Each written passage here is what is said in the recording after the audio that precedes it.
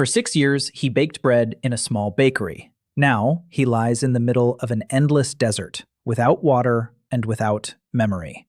And the only thing that will save his life are the stones beneath his palms, which he knows how to turn into dough. Sand fills Dan Han's mouth and nostrils. He opens his eyes wide and sees a white sky without a cloud. The sun hangs directly above him. It isn't yellow, it is white, like a hole burned through the fabric of the world. The skin on his cheek burns. He rolls onto his back. He coughs up red dust. His mouth tastes of iron. His tongue is swollen and scrapes his palate like sandpaper. He sits up. The world drifts to the right and doesn't stop. He presses his palms into the sand and waits for the horizon to freeze. In all four directions, to the very edge of the earth, there is nothing. Red waves of sand, dunes frozen like a dead sea. Not a tree, not a rock larger than a fist, not a shred of shade. Dan looks at his hands, a work shirt with a bakery logo on the pocket, white sneakers already red with sand. He pats his pocket, empty. No phone, no wallet. He swallows, and his throat throbs with pain as if it had been scraped with a grater. He scrapes his memory. Night, the road, a diner, a loud, short sound, and then nothing. And then sand.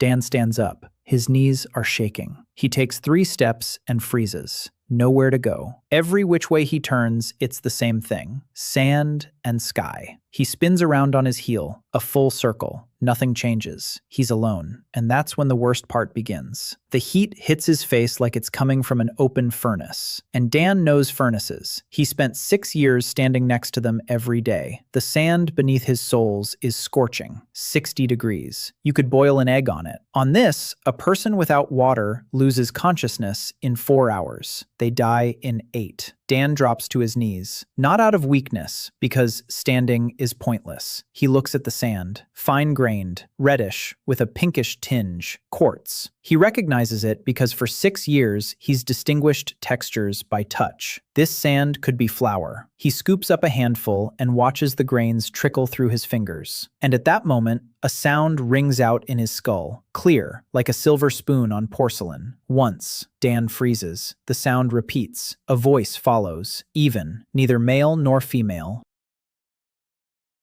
Calm, like a bank's answering machine. Good morning. Operator registration complete. Substrate, silica, quartz. Transmutation available. First-class baked goods. Would you like a demonstration? Dan doesn't move. He could decide he's gone mad. He could panic. But the heat burns away the panic. Thirst burns away the fear. What remains is a dull, weary curiosity. A pink pebble the size of a quail's egg lies by his right knee. Dan picks it up. The stone is warm. He doesn't know what to say, so he says one word, yes, and the stone in his palm softens. Dan feels it with his fingers before he sees it. The hard crust gives way like overripe bread. The pink color lightens. 3 seconds later, what lies in his hand is not a stone, but a lump of dough. Warm, alive. He brings it to his nose. It smells of flour, real. He kneads it, and the texture springs back. Medium gluten. Hydration, at a glance, about 60%. Good for flatbread, not for a baguette. He thinks this automatically because for 6 years his brain has worked exactly like this. Texture, hydration, temperature, decision. And Dan Han does the only thing he knows how to do. He bakes.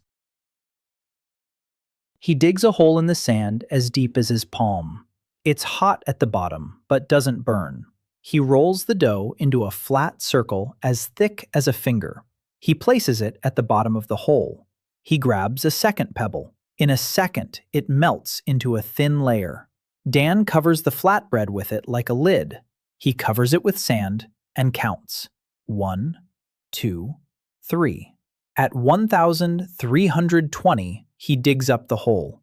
22 minutes. A smell wafts from the sand that makes his jaw ache. Hot bread. The crust is cracked, bubbly. He snatches the flatbread with both hands, and it burns his fingers. But the baker doesn't drop the bread. He breaks it apart. Inside, the crumb is soft and pinkish. He takes a bite, chews for a long time. The bread is real. The bread obeys him, and tears stream down Dan's cheeks. Not from joy, not from fear, from the fact that the bread is good, from the fact that he recognizes this taste. These are his hands. Whoever he was a minute ago, his hands remember. He eats every last crumb. He stands up. The air at the horizon shimmers and flows like molten glass. Dan turns toward the west. The sun is sinking there, which means it's evening there, which means there are shadows there.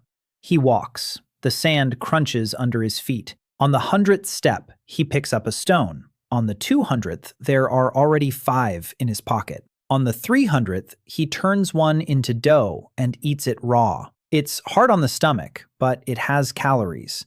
He walks for 4 hours. His feet are burning. Sand fills his sneakers and rubs raw his skin, but he doesn't stop. Night in the desert means cold, a 40-degree drop in 2 hours. He needs shelter before dark. He finds a hollow between 2 dunes at sunset. He climbs down, turns the last 2 stones into dough, eats one, places the second under his head like a pillow, the best pillow of his life. The sky darkens. The stars flare up all at once as if someone had pulled back a curtain, huge, close. You don't see stars like that in Los Angeles. You don't see stars like that anywhere he's been. And Dan realizes a simple thing. This isn't Earth. He doesn't know where he is, doesn't know how he got here, doesn't know if he'll return, but he has hands, and his hands know how to make bread from stones. Dan closes his eyes. And just before he drifts off to sleep, he hears a barely audible whisper, a single word in a language he doesn't know. It sounds like a name, his own, but not Dan, another, an ancient one. He falls asleep before he can remember it. Night falls over the desert, and a faint pink glow emanates from the palms of the sleeper in the darkness. Dan wakes up from the cold. The night desert has sucked all the warmth from his body, and he lies curled up in a hollow between the dunes, shivering so hard his teeth are chattering. The lump of dough under his head has hardened and become like stone. He sits up. The sky in the east is already lightening, a thin strip of gray between the sand and the stars. Dawn is coming soon. The heat will return soon. Dan stands up and his body protests. His legs ache from yesterday's walk. His feet are raw. His lips are chapped and blood has seeped out of his lower lip. But the worst thing is the thirst. Thirst fills everything. It's in his throat, in his eyes, in his temples. Every breath of dry air sucks the moisture from his lungs. Dan knows that without water, he has no more than a day left. Maybe a day and a half if he doesn't move.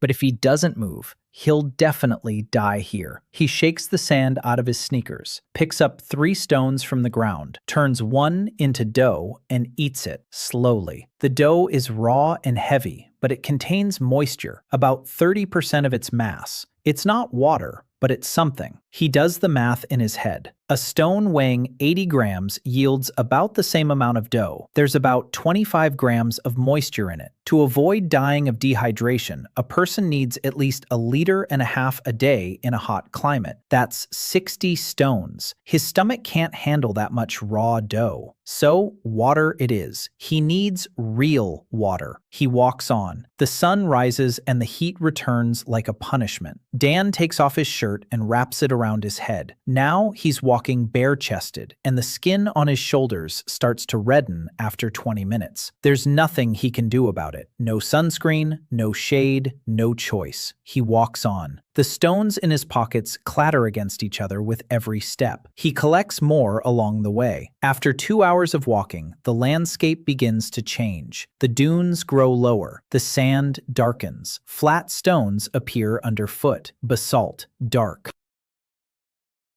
Porous.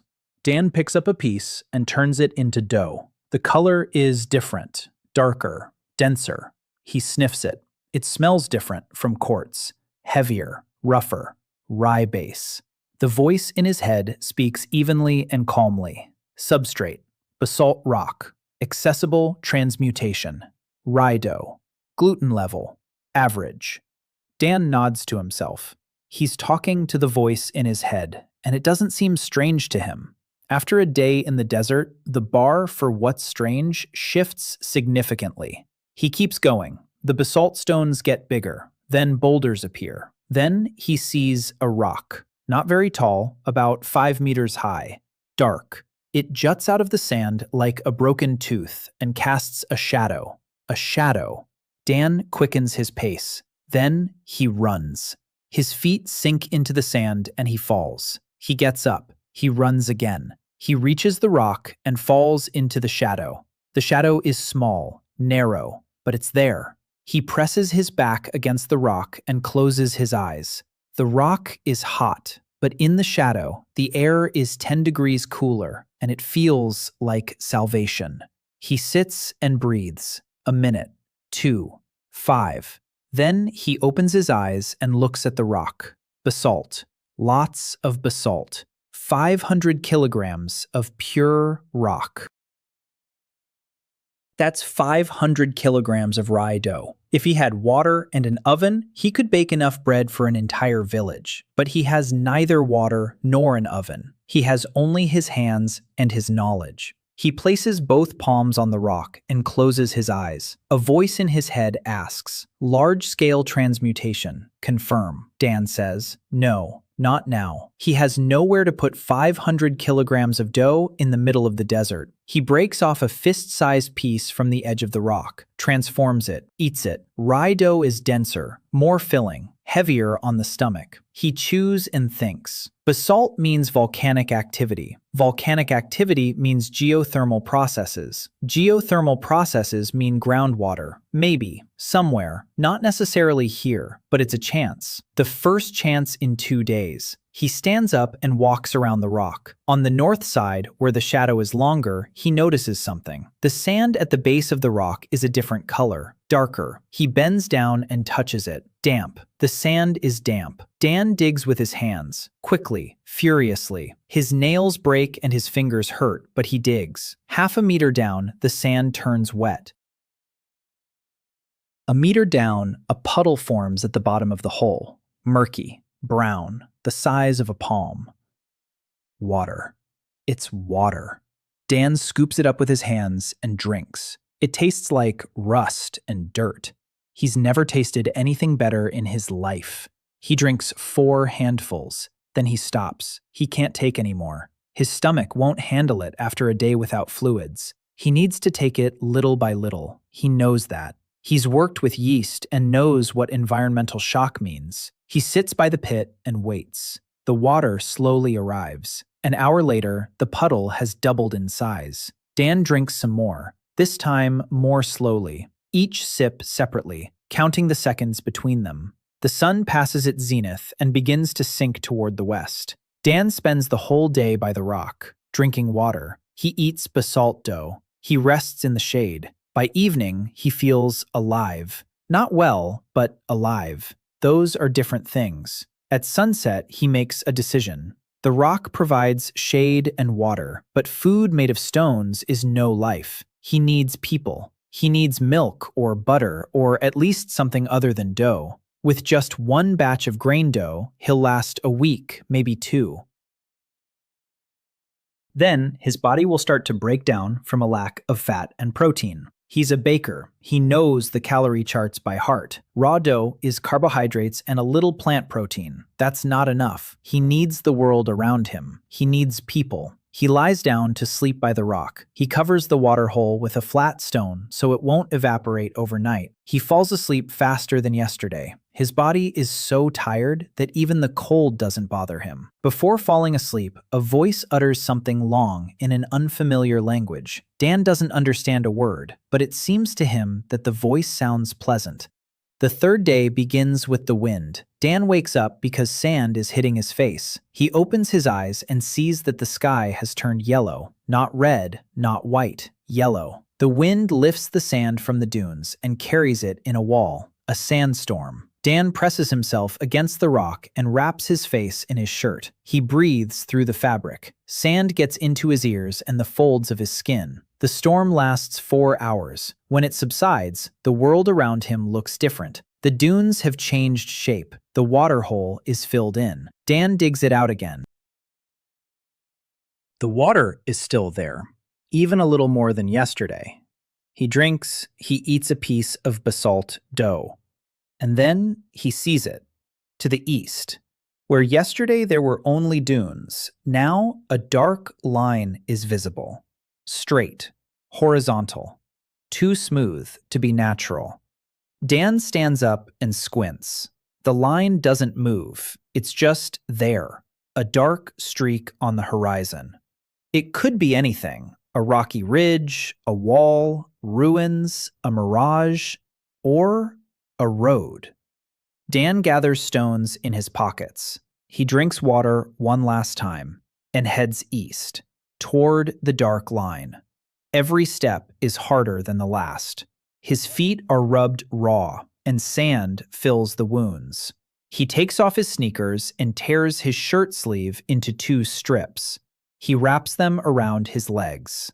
He keeps going. 2 hours later, the dark line becomes clearer. It's not a mirage. It's a wall. Low, made of dark stone, about 5 feet high. It stretches along the horizon from left to right, and Dan doesn't have the strength to feel joy, but something in his chest tightens.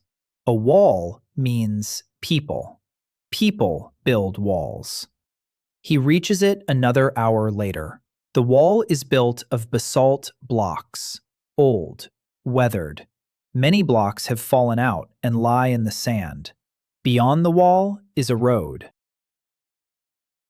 paved with stone, 2/3 buried in sand but still visible. The road runs from south to north and disappears behind the dunes in both directions. Dan climbs over the wall, sits down on a rock, looks at the road. The road means caravans. Caravans mean people. People with water, with food, with answers. He must choose a direction, north or south. He doesn't know where to go. He doesn't know where he is. He doesn't know what world he's in. But he's sitting on a rock by the road. And for the first time in 3 days, he feels like he has a chance. Small, but there is one. He turns north, not because he knows what's there, but because the wind is blowing from the south, and walking with the wind is easier than against it. He takes his first step on the road. The stone beneath his feet is hard and smooth. After 3 days on the sand, it feels like a miracle. Dan walks along the road for 7 hours. The stones beneath his feet are hot but bearable. He stops every hour and eats dough made from stones he picks up by the roadside. Limestone, light-colored, soft. A voice in his head informs him. Substrate, calcium carbonate, accessible transmutation, rice dough.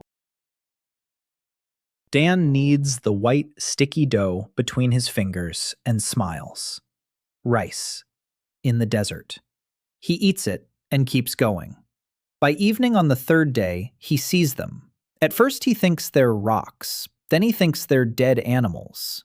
Then he realizes. People. 5 of them. They're lying by the road in the shadow of an overturned wagon. 2 horses are tied to the axle. One is standing, the other is lying on its side and isn't moving.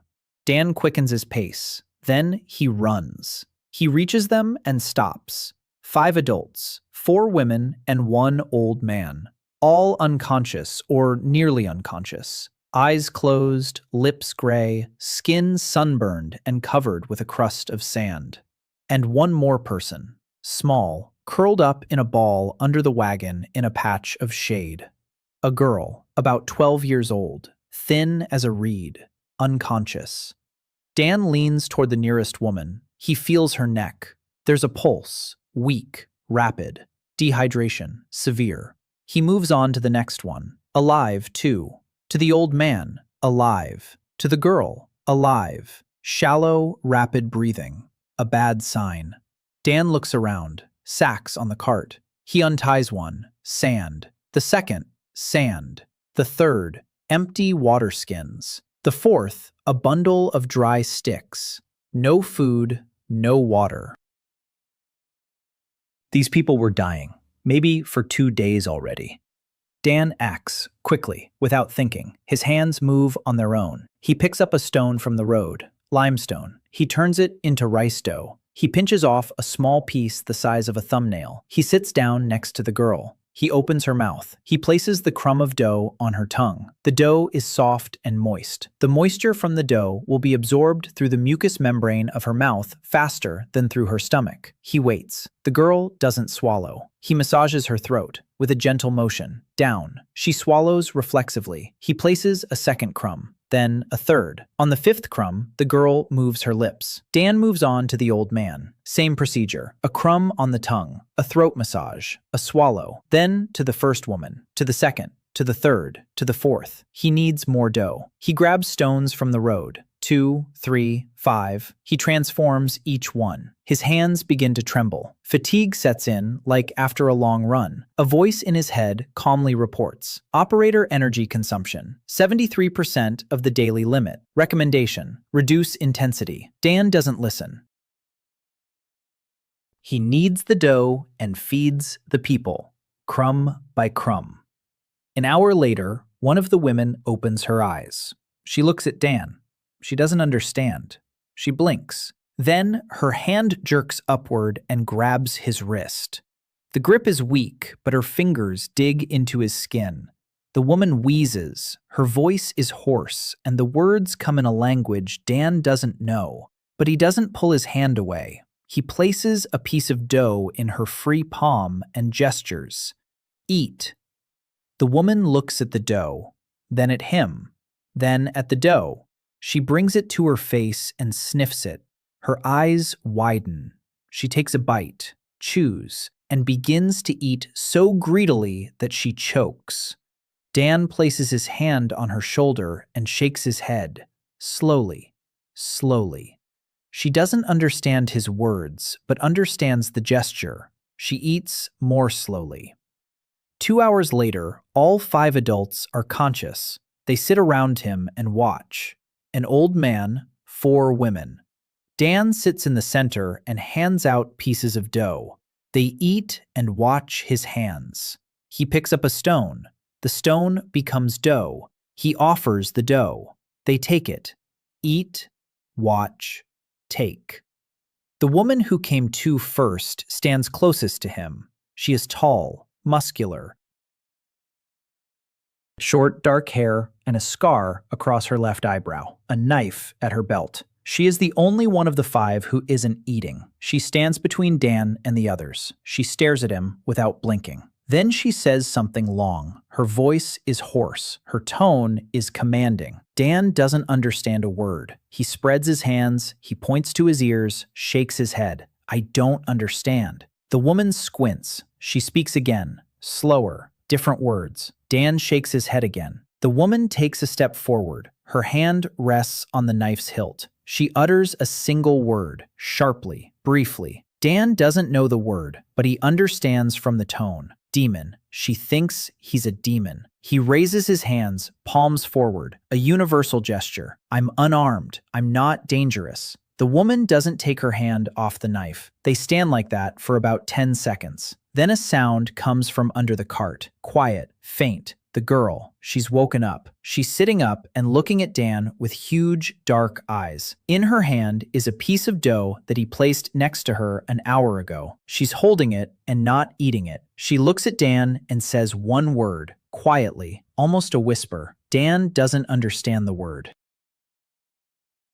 But the woman with the scar flinches. She takes her hand off the knife. She turns toward the girl. The girl repeats the word. The woman stands motionless. Then her shoulders slump. She turns to Dan, takes the piece of dough from his hand. She takes a bite, chews, swallows, and sits down on the sand next to him. So close that their shoulders almost touch. She is no longer holding the knife. They sit like this until the sun sets. 6 people and 1 person from another world. The desert surrounds them. The road lies beneath them. Bread lies between them. Dan doesn't sleep at night. He sits by the wagon and keeps watch. All 6 are asleep. even the woman with the scar. She was the last to fall asleep. She fought sleep for over an hour, but her body won out. Dan looks at the stars. The stars are different here. Not the same constellations, not the same moon. There are two moons here. One is big and pale. The other is small and red. Dan looks at the two moons and, for the first time, allows himself to think what he's been pushing away for 3 days. He's dead. There, on Earth. His body lies on the floor of a diner in Los Angeles. Someone called an ambulance. Or didn't.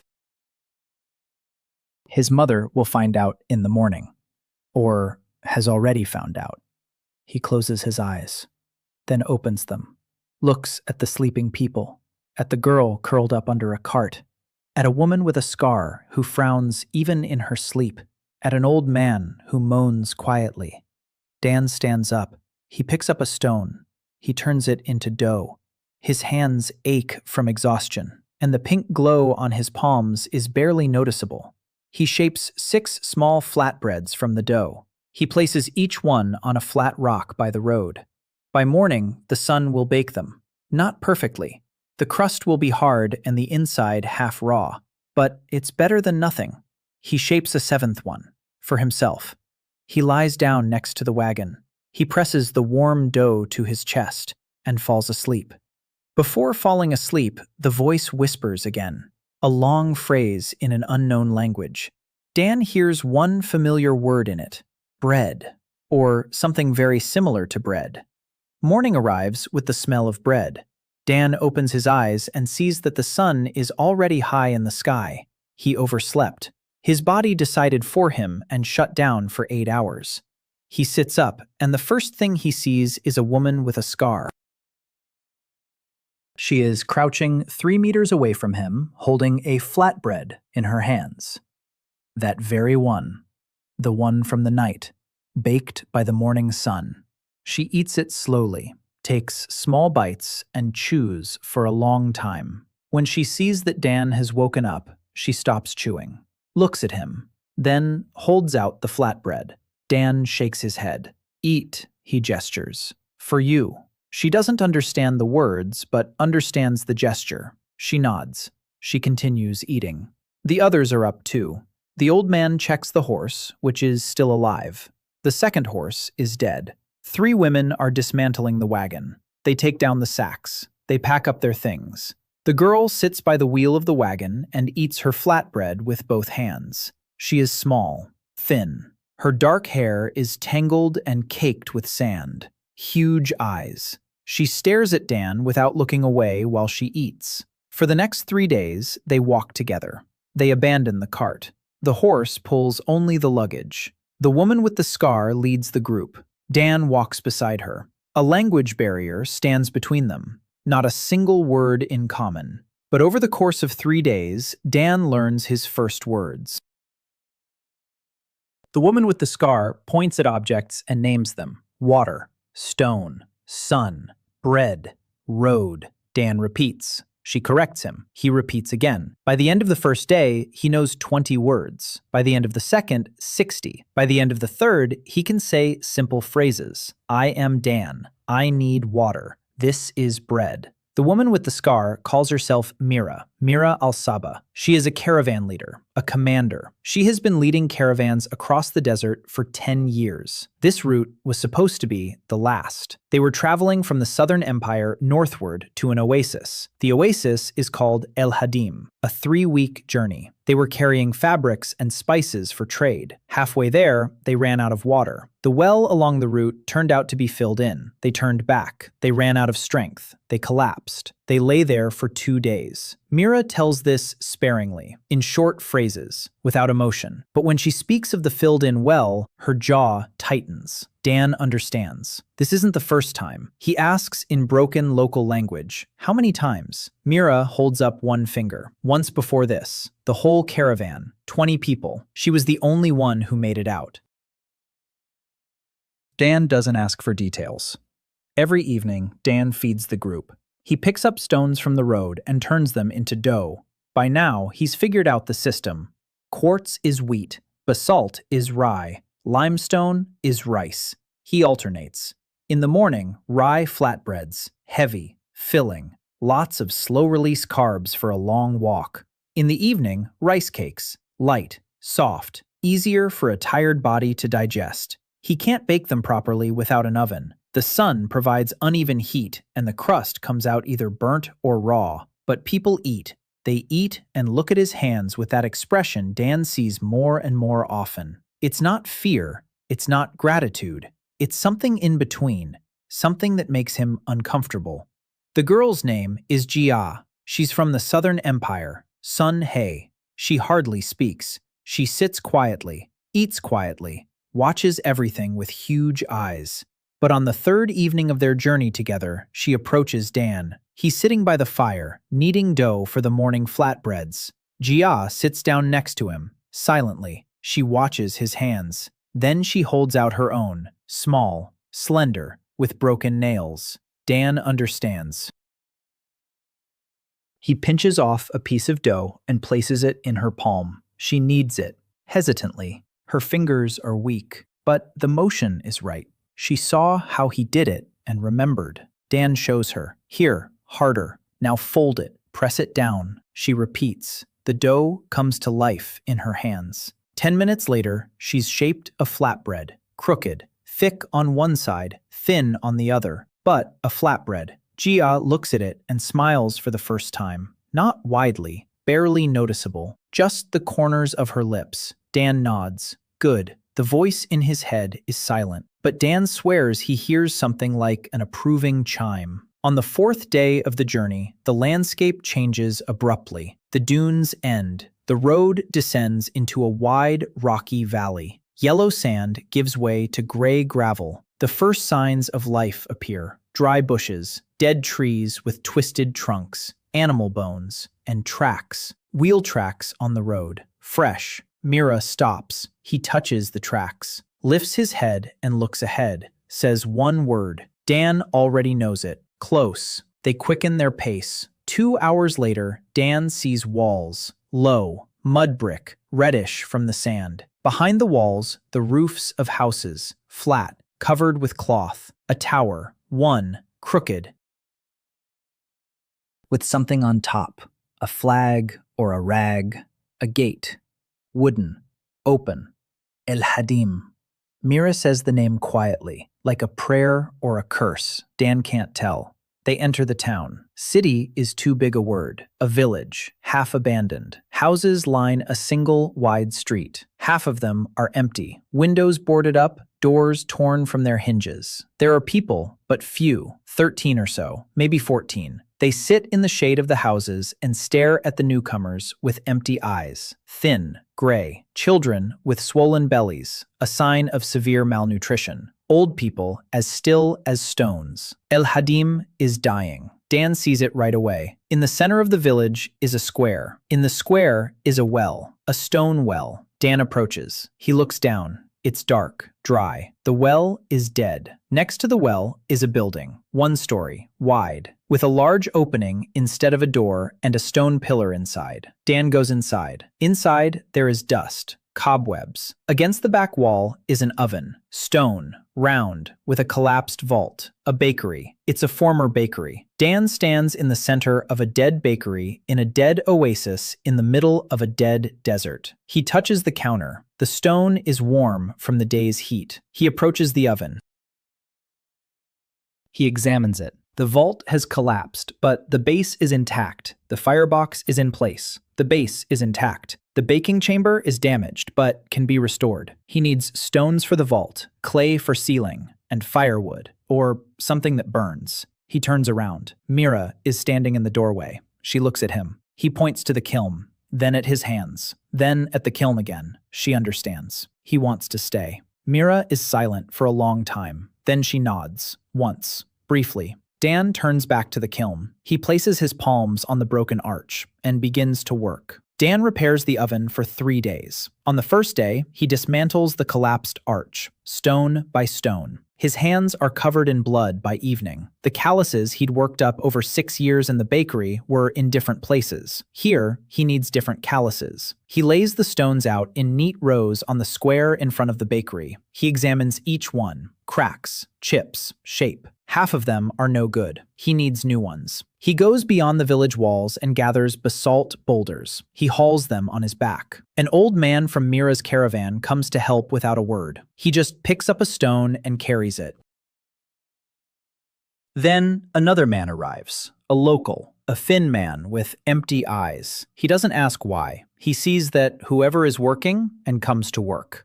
By the evening of the first day, there are 4 of them. On the second day, Dan builds the vault. He has never built a furnace vault in his life, but he knows the physics of heating. He knows how temperature is distributed in the chamber. He knows the vault must be parabolic, not semicircular, so the heat reflects evenly. He explains this with gestures and 20 words of the local language. They lay the stones with clay between them. They take the clay from a dry riverbed behind the village. Mira brings water. Dan doesn't ask where from. There isn't much water. There's only enough for the clay and for drinking. By evening on the second day, the dome is standing. Crooked, not perfect, but it stands. On the third day, Dan seals the cracks. He mixes clay with sand and fills every crack. He checks the draft. He builds a test fire from dry branches of a dead tree he found behind the wall. The smoke goes where it should. The oven breathes. The heat rises evenly. Dan places his hand on the bottom of the oven and counts.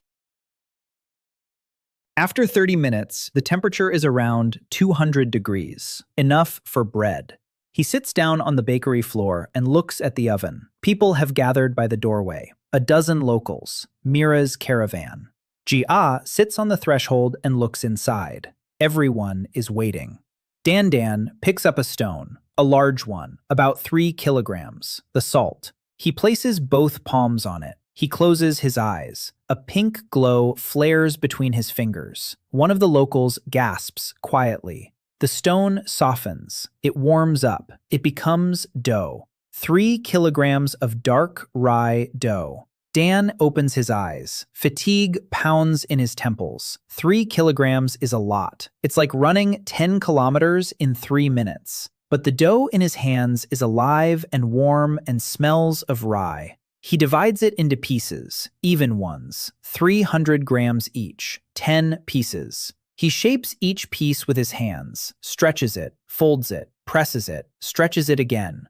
Dough without yeast or sourdough won't rise, but Dan knows a trick. He folds the dough in layers, like laminating, time and again. Each layer traps air between itself and the next. Not yeast-induced porosity, mechanical, layered. Like lavash, but thicker. 10 pieces are placed on the oven floor. The heat envelops them. Dan closes the damper. He counts. At 200 degrees, a 2-centimeter thick rye flatbread bakes for 14 minutes. He counts to 840. He opens the damper. The smell. The aroma hits his face and wafts through the bakery out onto the street. Hot bread. Rye. With a dark, cracked crust. With a light, smoky aroma from the basalt minerals. Dan takes the flatbreads out one by one. He places them on the stone counter. 10 of them. Even. Round. Hot. He picks one up. Breaks it open. The crumb inside is porous. The layers have formed. Air pockets between the layers have created texture. Not fluffy like yeast bread, but soft. Alive. He places half the flatbread on the stand, split side up so everyone can see the crumb. No one moves. The people at the entrance look at the bread. Some look at his hands. A pink glow is still melting on his palms. The silence lasts 5 seconds. Then, an old man from Mira's caravan takes a step forward. He takes the flatbread, brings it to his face, sniffs it. His eyes close. He stands like that for 3 seconds. Then he takes a bite, chews, and his face changes. The wrinkles aren't going anywhere, but something in his eyes turns on, something that had been turned off for a long time. He chews and nods, slowly, like a man who has remembered something important. People enter, one by one. They take the flatbreads, they eat. No one speaks, only the sound of chewing and quiet breathing. A woman with a child in her arms. The child is about 2 years old. She breaks off a piece, softens it with her fingers, and puts it in the child's mouth. The child chews. The woman looks at Dan. Her lips tremble. She isn't crying, but her lips tremble. 10 flatbreads are gone in 3 minutes. Dan takes more stones, shapes them, forms them, bakes them. 10 more, 10 more. After the third batch, he sits down on the floor because his legs won't hold him up. His head is spinning. His hands are shaking. A voice in his head reports, energy expenditure, 91%, critical threshold, recommendation, cease transmutation for 12 hours. Dan nods. 30 flatbreads, for 30-odd people, 1 for each. Not much, but enough for today. Mira approaches him. She sits down next to him. She hands him a water skin. He drinks. She is silent. Then she says one sentence. Dan already knows enough words to understand. More will come tomorrow.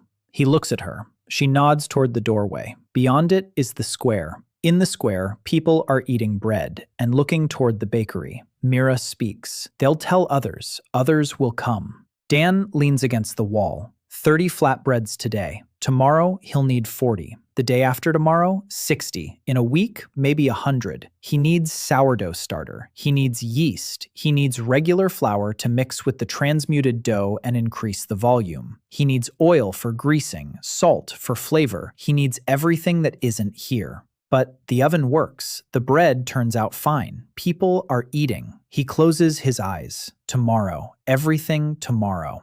At night, he wakes up to a sound. Footsteps, light ones. A boy is standing at the entrance to the bakery. Small, about 6 years old, wrapped in rags instead of clothes. Barefoot. He stands there and stares inside with huge eyes. He's clutching something in his hand. Dan sits down. The boy takes a step back, ready to run. Dan doesn't move. He waits. The boy stands there, staring. Then he takes a step forward, and another. He approaches Dan. He holds out his hand. He opens his fingers. A rusty nail in his palm. The boy speaks, quietly. One sentence. Dan understands 2 out of 5 words. Iron. Me too. Uncle, you're made of iron too. Dan takes the nail. Small, 10 grams. Iron. Iron oxide, a voice in his head informs him. Substrate. Iron oxide. Accessible transmutation. Dough with a high mineral content. Texture, fine-grained. Hue, silvery. Dan holds the nail in his palms. A pink glow flickers faintly. He's tired. 10 grams is almost nothing, but he concentrates. The nail softens. It warms up. It transforms. In his hands is a tiny lump of dough, silver, with tiny sparks from the minerals. Dan shapes it into a loaf, a small one, the size of a child's fist. And because it's such a small piece, and because the boy stands before him barefoot in bandages, waiting, Dan shapes it into a star. 5 rays, neat, even. He places the little star on the edge of the oven where the stone is still warm. In a minute, it's baked through. The silvery crust glistens in the moonlight. Dan picks it up and holds it out to the boy. The boy takes it with both hands, looks at it, then at Dan. Dan speaks in broken local dialect. This is a special one, just for you. The boy presses the star to his chest, nods, runs away. Dan steps out onto the threshold, watches as the boy runs across the square, stops by the fountain. Other children are around him, 3, 4. The boy takes out the star, shows it, and starts breaking off pieces, 1 crumb at a time, for each of them. Dan stands in the bakery doorway and watches. Mira approaches from behind, stands next to him. Dan speaks quietly, in a mix of English and the local language. I think I understand why I'm here. Mira doesn't answer, but she moves a little closer. In the morning, there's a line at the bakery. Dan steps out onto the threshold and sees people. Not 30, not 40, more than 100. They came during the night, from beyond the walls, from the surrounding ruins, from the desert. They stand and wait, silently, thin, gray, with children in their arms and old people on their shoulders. Dan looks at the line. The line looks at him.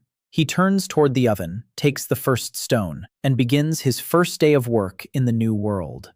The first week in El Hadim passes to the rhythm of the oven. Up before dawn, stones, transmutation, shaping, baking.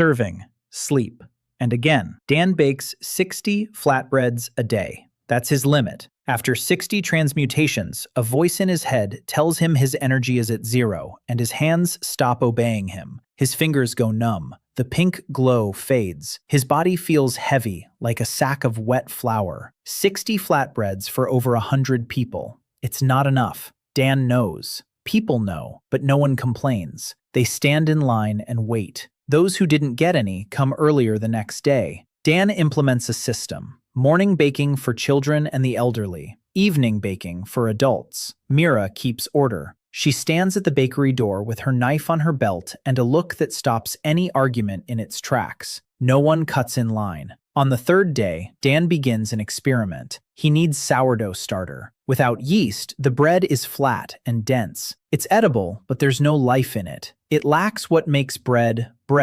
rise, porosity, the aroma of fermentation. Dan knows how to cultivate sourdough starter from scratch. He's done it dozens of times in the bakery's lab. Flour and water, equal parts, a warm place, 3 days. Wild yeast from the air will do the rest. He takes the transmuted dough, dilutes it with water from Mira's meager supplies until it becomes a liquid porridge, pours it into a clay bowl he found in the corner of the bakery, covers it with a rag, places it by the oven where the temperature is steady, 30 degrees, perfect for fermentation. On the second day, the porridge bubbles. On the third, it smells sour. Dan sniffs and smiles. His first smile in all of his time in this world. The starter is alive. He feeds it, fresh dough and water, every 12 hours. By the 5th day, the starter is stable, active. It smells right. A slightly sour, fruity smell with a hint of nuts. Dan bakes his first sourdough loaf on the 6th day. The difference is so striking he can hardly believe it. The dough rises in 4 hours. It doubles in volume. He shapes the loaf, makes a cut on top, one long diagonal cut, puts it in the oven, takes it out 20 minutes later. The crust, golden, crispy, with a crack along the cut from which white crumb peeks out. He breaks it open. Inside, it's porous, real, air bubbles, a soft texture, the aroma. Dan closes his eyes and inhales. He would recognize this smell among 1,000. It's bread, real bread. He carries the loaf out onto the street, sets it on the counter. The people in line fall silent. They've seen his flatbreads every day, but this is different. This is tall, round, golden, with a crust that glistens in the sun. The old man from Mira's caravan is the first to approach. He has become something of an unofficial taster. He takes a piece, eats, chews, and stops. He stands with his eyes closed. His jaw moves slowly. Then he opens his eyes and says a word Dan has never heard before. Long, beautiful. Mira translates with gestures, and 3 words Dan knows. That's how it used to be, before the drought. That's how bread smelled when the grain gods were still around. Dan stands with a loaf in his hands and doesn't know what to say, so he just cuts the bread and hands it out. By the end of the 2nd week, the population of El Hadim has doubled. People are coming from the desert, one by one, in families, in small groups. They heard. Someone told them. Someone caught the scent of bread from miles away, because in the desert, where nothing smells, the scent of hot crust carries far. They come and stay. Empty houses fill up. Boarded up windows open. Voices appear in the streets. Dan can't handle it alone. 60 flatbreads aren't enough for 200 people, even with sourdough, which allows the dough to be stretched and increases its volume. He needs helping hands. He starts teaching. Gia is the first. She comes every morning before dawn. She sits by the oven and waits. Dan gives her the dough and she works, silently, intently. Her hands remember it the first time. He shows her a fold and she repeats it perfectly. He shows her how to tell when the dough is ready by touch, and after 3 days, she does it better than he does. She has an absolute tactile memory. She touches the dough once and remembers it forever. The texture, the elasticity, the moisture, the temperature. Dan has never encountered such talent. In 6 years at the bakery, he has seen hundreds of apprentices. None were like this. Second to arrive is a thin man who helped carry stones. His name is Ross. He is a carpenter. His hands are rough and strong. The dough is obedient in his hands, simply because he's used to working with wood and knows what pressure and control are. Dan teaches him how to shape the dough. A week later, Ross makes even flatbreads of the same size and weight. Not perfect, but identical, and uniformity is the foundation of mass production. The third to arrive is a woman named Dahlia, a fisherman's wife. The fisherman died when the river dried up. Dahlia knows how to work with fire. She senses the oven's temperature with her skin. Dan puts her in charge of baking, loading, timing, unloading. After 3 days, she hasn't overbaked a single loaf. The fourth apprentice, the fifth, the sixth. By the end of the third week, Dan has 5 people who know how to bake. Not like him, without transmutation. They work with the dough he creates and turn it into bread. Dan transmutes stones in the morning, 20 kilograms of raw dough. The apprentices divide it up. Add the starter, knead, let it rise, shape, bake. 120 loaves a day, twice as many as before. Dan stands by the bakery wall and watches as Jia teaches Ross how to shape the dough properly. She speaks softly, demonstrates with her hands. Ross listens, nods, does it.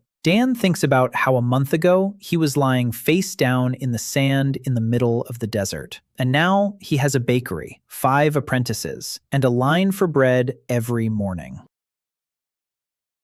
The voice in his head has been silent for several days now. But when Dan falls asleep that night, the voice utters 2 words. Dan doesn't know the language, but he feels like he understands the meaning. A good start. In the 4th week in El Hadim, a woman arrives carrying a child in her arms and a sack of dried herbs on her back. She is short, dark-skinned. Her hair is tied in a bun, streaked with gray, though her face looks no older than 30. The boy in her arms is small, about 5 years old, but he looks 3. Thin, pale. His eyes are huge and dull. He isn't crying. He isn't moving. He lies in her arms like a rag doll. The woman gets in line. She waits for 2 hours. She receives her flatbread. She breaks it off. She gives it to the boy. The boy puts a piece in his mouth. He chews and spits it out. The woman tries again. The boy turns his face away. She stands with the bread in her hand in the middle of the square. Her face is expressionless, not a single tear, but Dan sees the knuckles of her fingers, with which she is clutching the flatbread, turn white. He approaches. He crouches down. He looks at the boy. Pale skin, a swollen belly with thin limbs, dull hair,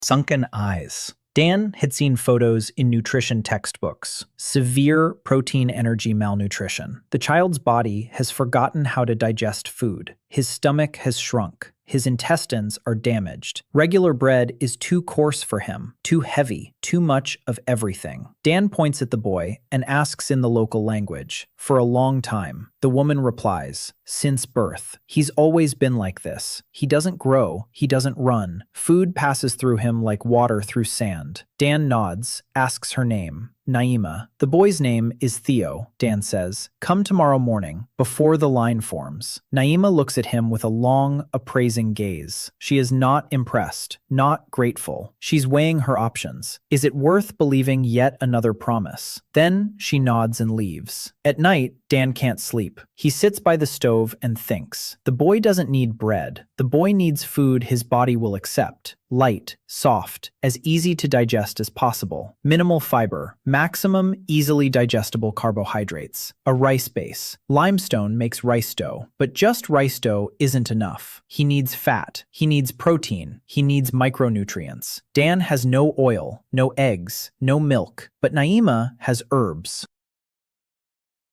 She's an herbalist. An herbalist. Dan waits for morning. Naima arrives before dawn, just as he asked. Theo is in her arms, asleep. Dan invites her inside. He points to the bag of herbs. He asks, "What do you have?" Naima unties the bag and begins pulling out bundles. Dan doesn't know the names in the local language, but he sniffs each one, rubs them between his fingers, tests a bit on the tip of his tongue. This one is bitter, most likely anti-inflammatory. This one smells like mint. This one feels oily to the touch. Oily. He sets aside 3 bundles. An oily herb, something with a high fat content in the leaves. A sweet root, not sugar, but natural sweetness and calories. A fragrant herb with an astringent taste. Tannins. They'll help the gut. Dan takes a piece of limestone, turns it into rice dough. White, soft, sticky. He kneads it until smooth. Pins off a small piece. 50 grams. That's all a child needs. Mixes in crushed oilgrass leaves.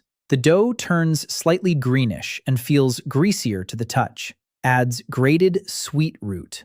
The dough lightens and becomes slightly sticky. Finally, he adds a pinch of astringent herb. She shapes a small flatbread, the size of a cookie. As thick as a pinky finger, she places it on the very edge of the oven, where the temperature is no higher than 100 degrees, slow baking, 15 minutes. The flatbread shouldn't develop a hard crust. It should stay soft, like a pillow. After 15 minutes, he takes it out, pale, soft, slightly greenish. It smells sweet and grassy. He breaks it open. The crumb is tender, almost like pudding. Dan holds it out to Naima. She takes it, sniffs it, tries it herself, chews, swallows, waits. Then she breaks off a piece the size of a fingernail and puts it in Theo's mouth. The boy in her arms opens his eyes, chews slowly, swallows, doesn't spit it out. Naima puts in a second piece. Theo eats a third, a fourth. He eats half the flatbread and falls asleep. Naima stands with the remaining half in her hand. She looks at her sleeping son, then at Dan, then back at her son. She asks, "What did you put in it?" Dan explains, slowly, choosing his words carefully. A rice base, because rice is easiest on the stomach. Fat from the oil-bearing herb, because without fat, the body won't absorb the vitamins. Sweet root for quick energy. Astringent herb to help the intestines retain the food. Naima listens. Her eyes change. They aren't warming up. No, they're becoming sharp, focused. She looks at him as if he were a tool she's just discovered. She says, "You know what every herb does to the body." Dan shakes his head. "Not herbs. I know what food does to the body. Calories, proteins, fats, carbohydrates. I know how much each one needs." Naima is silent for 10 seconds. Then she says, "I know herbs. You know food. Together we can heal." Dan doesn't argue. He hadn't thought of it that way, but she's right. The next day, Naima arrives with a bag full of herbs and a list of 11 names. 11 people in El Hadim with different problems. An old man with sore joints, a pregnant woman with bleeding gums, a boy with a non-healing wound on his leg. Naima knows what's wrong with each one. Dan knows what food each one needs. They work together. Dan bakes individual portions, small ones, precise. For the old man, a flatbread with anti-inflammatory herbs and a high calcium content from a limestone base. For the pregnant woman, iron-enriched bread made from basalt with the addition of sour leaves that Naima calls the local equivalent of rose hips. For the boy with the wound, a soft rice flatbread with healing herbs. 11 portions, 11 different recipes, each one labeled. Naima delivers them herself. A week later, the old man gets up from the mat where he'd been lying for a month and comes to the bakery. The pregnant woman smiles. The wound on the boy's leg is healing. And Theo, after 3 weeks of special bread, Theo stands up from his mother's arms, on his own legs, skinny, crooked, but his own. He takes 3 steps. He falls. He gets up. He takes 2 more. Naima stands in the bakery doorway and watches. Dan stands beside her. Theo walks across the square. He staggers, falls to his knees, gets up, walks. Naima doesn't cry. She promised herself she wouldn't cry 5 years ago when her husband died. She keeps her promise. But her hand finds Dan's and squeezes it, tightly, painfully. Dan doesn't pull away. 2 months later, Theo is running, for the first time in his life. Naima stands by the bakery and watches her son run across the square after the other children. She turns to Dan and says, "Your caraway bread is burning." Dan rushes to the oven. Behind him, Naima smiles, for the first time in front of him. Fame arrives before Dan is ready for it. By the 3rd month, the population of El Hadim has surpassed 500. New faces every day. Caravans that used to bypass the dead oasis are beginning to turn toward it. At first, out of curiosity, then for bread, then for safety, because where there is food, there is order. Mira organizes a guard, 12 people, men and women, all former caravanners. All know how to handle a knife and a bow. They patrol the walls and watch the gates. Mira doesn't give loud orders. She stands and watches. That's enough. Dan hires 10 more apprentices. The bakery runs 2 shifts. The morning shift is led by Jia. The evening shift is led by Ross. Dan transmutes stones in the morning and evening, 40 kilograms a day. That's his limit. Any more and he passes out. He tried it once, 50 kilograms. At 47, he lost his vision for a minute and woke up on the bakery floor with Jia shaking him by the shoulder. He won't try it again. 40 kilograms of dough. The sourdough starter increases the volume by 30%. That makes 52 kilograms of finished dough a day, 260 loaves at 200 grams each. For 500 people, that's just over half a loaf per person. Not much. But combined with what people forage themselves, dried roots, lizard meat, rare birds flying over the oasis, it's enough to keep everyone from starving.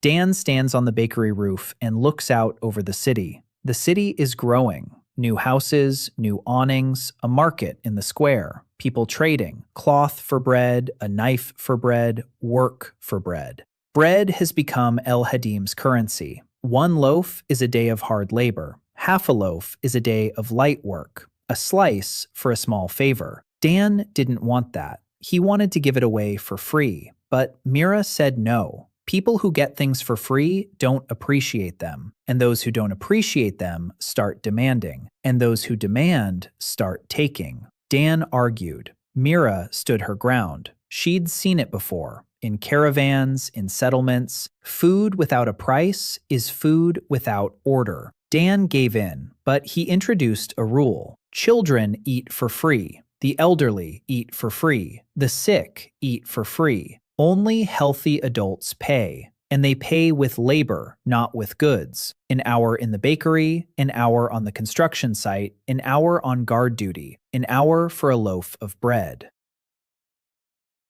Mira nodded. She could accept that. In the 3rd month, an ambassador arrives. Dan doesn't immediately realize she's an ambassador. He sees a woman in a long dark dress with embroidery that's too clean for the desert. Behind her are 2 men in identical clothing, guards. The woman enters the bakery. She looks around. She touches the counter. She sniffs the air. Then she looks at Dan. She speaks a long sentence with a soft accent, southern, different from Mira's. Dan understands 70% of it. She says she has come on behalf of Empress Sun He, that her name is Advisor Wen, that the Empress has heard of the stone baker and wishes to offer friendship.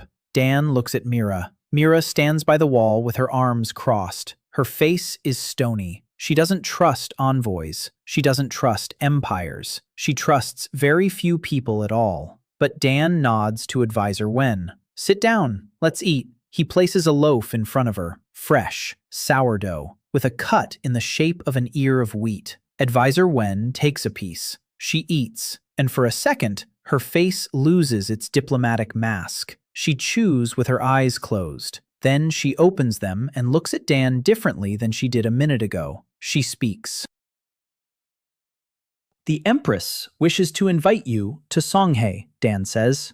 "I won't go." The advisor nods as if she expected this. She says, "Then the Empress will send people to you, artisans, Builders. She wants El Hadim to live, and for you to remember who helped. Dan understands. This isn't friendship, it's an investment. The little 14-year-old empress is playing a big game, or her regents are playing it for her. But craftsmen are needed. Builders are needed. El Hadim is growing faster than Dan can keep up with him. He says, let him send them. Advisor Wen leaves the next day. In 2 weeks, a caravan arrives from Songhay. 20 people, carpenters, masonry workers, weavers, and with them, 3 carts of gifts, fabrics, tools, a sack of salt. Dan holds the sack of salt with both hands and almost cries. Salt. Real salt, 7 grams per kilogram of flour, the standard ratio. Without salt, the bread tastes bland and flat. With salt, it comes alive. That same day, Dan bakes his first salted loaf. He sets it on the counter. People try it. An old man from the Mira caravan takes a bite and can't stop. He chews and chews and chews. Then he says, now it's bread. Before, it was a miracle. Now it's bread. Dan nods. The old man is right. A miracle amazes. Bread feeds. The difference between them is 7 grams of salt per kilogram. 3 days after the caravan's arrival from Sunhay, the first assassination attempt takes place. Night. Dan sleeps in the bakery on a mat by the oven. He wakes by a sound. Quiet. Wrong. A footstep in the bakery. Not Jia. Jia is sleeping in the house across the square. Not Mira. Mira walks heavily. This step is light, stealthy. Dan opens his eyes and doesn't move. Moonlight streams through the doorway. A silhouette stands in it, short, in a hood. Something glints in his hand, curved. A sickle. Dan rolls to the side, just as the sickle comes down on the mat where he was lying a second ago. The blade strikes the clay floor. Dan jumps up. He screams. The hooded figure yanks the sickle from the floor and turns around. Dan sees a face. Young, female, freckled, red hair peeking out from under the hood, gray robes, an emblem on the shoulder, an ear of wheat, crossed out. The woman swings again. Dan steps back, his back against the wall. The sickle comes at his throat. Dan ducks. The blade strikes a spark from the stone above his head. He grabs the first thing that comes to hand.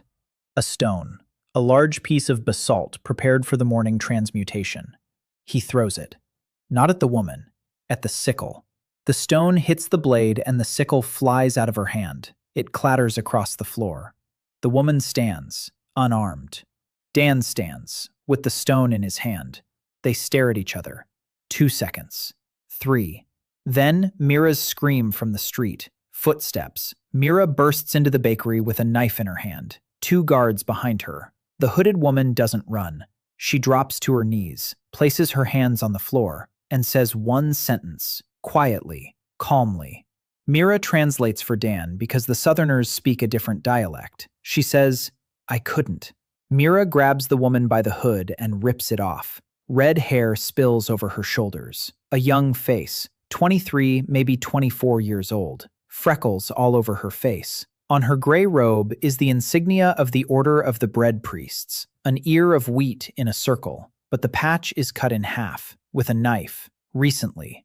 Mira presses the blade to the woman's throat. She asks, who sent her? The woman answers calmly, the Inquisition of the Ear of Wheat. She is a junior inquisitor. Name, Leah Moran. Mission, to kill the false prophet who makes bread without a blessing. Mira turns to Dan. Her eyes say one thing, kill, right now. Dan looks at the woman on her knees, at the slashed patch, at the sickle on the floor, at the hands lying on the clay, palms up. He says, no. Mira clenches her teeth. Dan repeats, no. We'll sort this out in the morning. Mira ties up Leah Moran and puts her in the corner of the bakery. She goes on guard duty. Dan sits by the oven across from the captive. They remain silent until dawn. As morning approaches, Dan picks up a stone. He turns it into dough. He bakes a small flatbread. He places it in front of Leah. She looks at the bread, then at him. She doesn't eat it. Dan doesn't insist. He stands up and begins preparing dough for the morning batch. A quiet sound behind him. He turns around. Leah is eating the flatbread, with her hands tied. Tears are streaming down her cheeks. She chews and cries and can't stop either. Leah Moran has been sitting in the corner of the bakery for 3 days, bound, under guard. Mira wants to interrogate her for real, with a knife to her throat and questions about the size of the Inquisition and their plans. Dan says no, every time. Mira gets angry. Her jaw tightens, her eyes darken, but she doesn't argue. She trusts Dan. Not completely, not blindly, but enough not to slit the captive's throat without his consent. On the 4th morning, Dan sits down across from Leah. His local language has become passable over the past 3 months. Not fluent, but enough for conversation. He asks, "Why couldn't you?" Leah is silent for a minute, then she speaks. She came at night. She'd been watching the bakery for 2 days, waiting for the moment. And the evening before the attack, she saw Dan baking bread for a dying old woman. They'd brought the woman in on a stretcher. She hadn't been able to eat for a week. Dan sat next to her on the ground and crumbled bread into water. He made a gruel. He fed her with a spoon. 20 minutes. The old woman ate 3 spoonfuls and fell asleep. Dan covered her with a blanket and went into the bakery. Leah stood in the shadow of the house and watched, and she couldn't raise the sickle afterward, because there is a description in the Order's sacred texts. The last grain god feeds the dying before leaving the world. He sits with them on the ground and crumbles bread into water. And that is exactly what Leah saw. Dan listens, then he asks, "What is a grain god?" Leah looks at him with an expression he cannot read. Surprise, disbelief, fear. She says, "Grain gods are ancient beings who gave the world its harvest. 7 of them. Each blessed their own crop. Wheat, rye, rice, barley, millet, buckwheat, oats. 70 years ago, they left, all at once. The world lost its blessing. Harvests failed. Rivers ran dry. The great drought began. No one knows why they left. The Order of the Bread Priests is the only one who has preserved the remnants of their power, the blessing that slows the decay of grain. Without this blessing, the world would have died long ago. That is why the Order rules. That is why the Order kills those who make bread without prayer. Because if bread can be made without priests, then the priests lose their power. And if the priests lose their power, the blessing will vanish. And if the blessing vanishes, the world will die." Dan listens. He nods. Then he speaks. "But what if the blessing isn't the only way?" Leah shudders. Dan continues. He's not a theologian, he's not a philosopher, he's a baker. But he knows one thing. Bread doesn't require prayer. Bread requires flour, water, salt, time, and hands. Everything else, people made up themselves. Leah is silent for a long time. Then she asks, "Do you know that your hands glow when you transmute?" Dan nods. A pink light, he's noticed. Leah speaks softly. "The sacred texts describe the hands of the last grain god. He was the 7th. His name was Sugar. He blessed the wheat, and when he worked, his hands glowed pink." Silence. Dan sits motionless. Then he says, "I'm not a god. I'm Dan Kahn. I'm a food production technologist from Los Angeles. I know what gluten denaturation is and the optimal fermentation temperature. I'm not a god." Leah doesn't argue, but something changes in her eyes. Something closes off. She knows more than she says. Dan senses it, but he doesn't press her. He unties her hands. Mira, outside the door, hisses with anger. Dan says to Leah, "You can leave, or you can stay. If you stay, you'll work." Leah rubs her wrists. She looks at her hands, then at the oven, then at Dan. She says, "I don't know how to bake." Dan replies, "I'll teach you."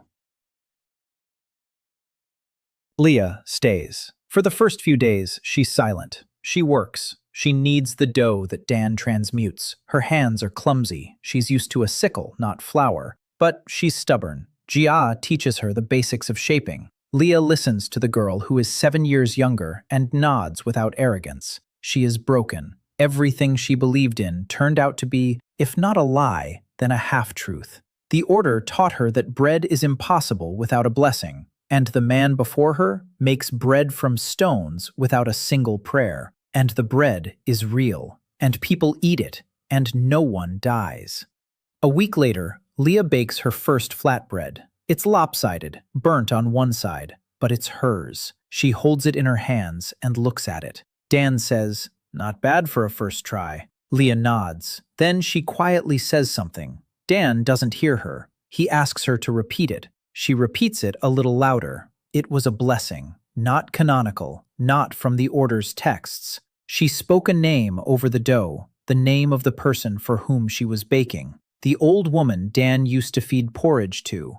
She's still alive. Leah baked a flatbread for her, and instead of a prayer, she said her name. Dan stands and watches the former inquisitor whispering names over the dough. Then he places a hand on her shoulder. Once, briefly. He removes his hand. Leah doesn't lift her head, but her shoulders relax slightly. The following week, Leah tells Dan about the Inquisition. Not under interrogation, not under Mira's knife. While working. They knead the dough side by side, and she speaks. The Inquisition of the Colossus consists of 200 people. Fanatics. Sickles are their ritual weapons, blessed by priests. The blades never rust. They cannot be used to cut bread. Only people. A symbol of the purity of the harvest. Over the past 10 years, they've killed about 40 people. Herbalists who tried to grow grain without a blessing. Farmers who found a way to do without the order. Healers. Anyone who threatened the monopoly. High Priest Kadan Serp leads the order personally. He's 64. He's not a madman. He believes, sincerely, that without the order's control, the world will descend into chaos. That hunger is the price of order. That hungry discipline is better than well-fed anarchy. Leah says this without malice, with weariness. She listened to these words for 10 years and believed them. Now, she doesn't believe them, but she understands why others do. Dan listens and kneads the dough. 200 men with sickles. That's a lot. For El Hadim, with his 12 guards, that's an army. He asks, "They'll come." Leah nods. Not right away. First, they'll send one more, or two. When those don't return, they'll send a squad. 10 men, maybe 20. That's their method. Dan nods. He asks, "How long?" Leah thinks. 3 months, maybe 4. My pigeon won't make it to the order. They'll decide I'm dead. They'll send a replacement. The replacement will reach El Hadim, see the city, return with a report. Then it will begin. Dan stands by the stove and counts. 4 months. He has 4 months to turn a half-dead oasis into a city that can withstand an attack. Not with weapons. He has no weapons. With food. With walls. With people who have something to defend. He turns to Leah. He says, "I need to know everything you know. About the priests, about the empires, about the trade routes, about everything." Leah nods. She says, "For that, I need something from you." Dan waits. Leah says, "Teach me how to bake for real, not flatbread. Bread. The kind that makes people cry." Dan looks at her. Then he hands her a piece of dough. "Let's start with the sourdough starter." The 4th month. El Hadim is no longer a village. It's a town. Small, dusty, crooked, but a town. A population of 800. 3 streets, a market. A wall reinforced and extended by masons from Sunhay. 2 gates. A well that Dan dug 3 meters deeper and which now has water. Not much, but enough for the city. The bakery runs non-stop. 3 shifts. Morning, afternoon, evening. 15 apprentices. G.A. leads the morning shift, and she's good at it. She doesn't say much, but her hands speak for her. When she shows a new apprentice how to fold the dough, everyone falls silent and watches. Her movements are precise and beautiful, like a musician's. Dan watches her and sometimes forgets she's 17. Then he remembers and looks away. Ross is in charge of the afternoon shift. He's sullen and silent, but his flatbreads are all the same size, down to the millimeter. Dan calls him the conveyor belt to himself. Leah leads the evening shift. She's the only one who speaks names over the dough. The other students don't understand why. Leah doesn't explain. She just whispers. Every evening, every loaf, the recipient's name, or the name of the person she's thinking of. Naima no longer goes door to door with a bag of herbs. She has a pharmacy, a small annex to the bakery, shelves of dried herbs, a mortar, stone scales that Dan calibrated for her. She and Dan developed 7 types of medicinal bread for the emaciated, for pregnant women, for the wounded, for the elderly, for children under 3, for nursing mothers, for people with bad teeth who can't chew the crust. 7 recipes. Each is written on a clay tablet in the bakery. Dan insisted on writing them down. If anything happens to him, the students must be able to replicate them. Naima keeps track. Who received the medicinal bread, how much, what the result was. She is meticulous to the point of obsession. Dan once tells her that she could work at his old bakery as a quality control manager. Naima doesn't understand half the words, but from his tone, she guesses it's a compliment. She replies that his evening batch yesterday was overbaked by 2 degrees, and if he wants to pay compliments, he should first learn to control his own oven. Dan laughs. The first real laugh in 4 months. Caravans now pass through El Hadim regularly. Twice a week. From the south, from Sonhei, come fabrics, spices, and building stone. From the east, from Mirhad, come leather, rope, and news. The news is alarming. The bread priests know about Dan. The entire Central Empire is talking about the baker of stones. Merchants tell the story. Caravan drivers are on edge. Pilgrims who have visited El Hadim return to their cities and describe bread that makes old men weep. The order is silent, for now. But Leah says the order's silence is worse than a scream. When priests scream, they are afraid. When they are silent, they are plotting. There is no news from the north. Calderia has closed its borders. Merchants from the Northern Empire have not appeared in El Hadim even once. Mira says this is a bad sign. Calderia has always traded in furs and meat. If they've closed the borders, it means there's a shortage of furs and meat. That means they're starving. A starving empire with an army of hunters. Mira shakes her head and checks on the guards twice a day. Dan signs the first trade agreement for the 4th month with Sun He. Advisor Wen returns with a document on fine cloth. The terms are simple. El Hadim supplies bread to Sun He's caravans at a fixed price. Sun He provides El Hadim with building materials, tools, and protection of trade routes. Dan reads the agreement with Leah's help, as she knows the official language. He finds the clause about protection. He asks, "Does that mean soldiers?" Leah nods. Dan thinks for 3 days. Sun He soldiers in El Hadim aren't just protection. It's a statement, territorial, political. El Hadim ceases to be a no man's land and becomes an ally of one of the 3 empires. The other 2 will take notice. Dan signs, because without protection, the city won't survive the Inquisition. A week after the signing, a second caravan arrives from Mirhad. With it comes a merchant, a portly man, with gold rings on every finger. He is not an ambassador. He is a private entrepreneur. He wants to buy a recipe, literally. He places a pouch of gold in front of Dan and says, "Tell me how you turn stones into bread. I'll give you 10 bags for the formula." Dan looks at the gold, then at the merchant. He says, "It's not a formula. It's me. Only I can transmute." The merchant squints. He says, "Then I'll buy you." Mira takes a step forward, hand on a knife. The merchant raises his palms. "Just kidding, just kidding." He leaves an hour later. But Dan remembers his eyes. There was no joke in them. There was calculation. In the evening, Dan sits on the roof of the bakery. Sunset, orange, dusty, beautiful. The city lives beneath him.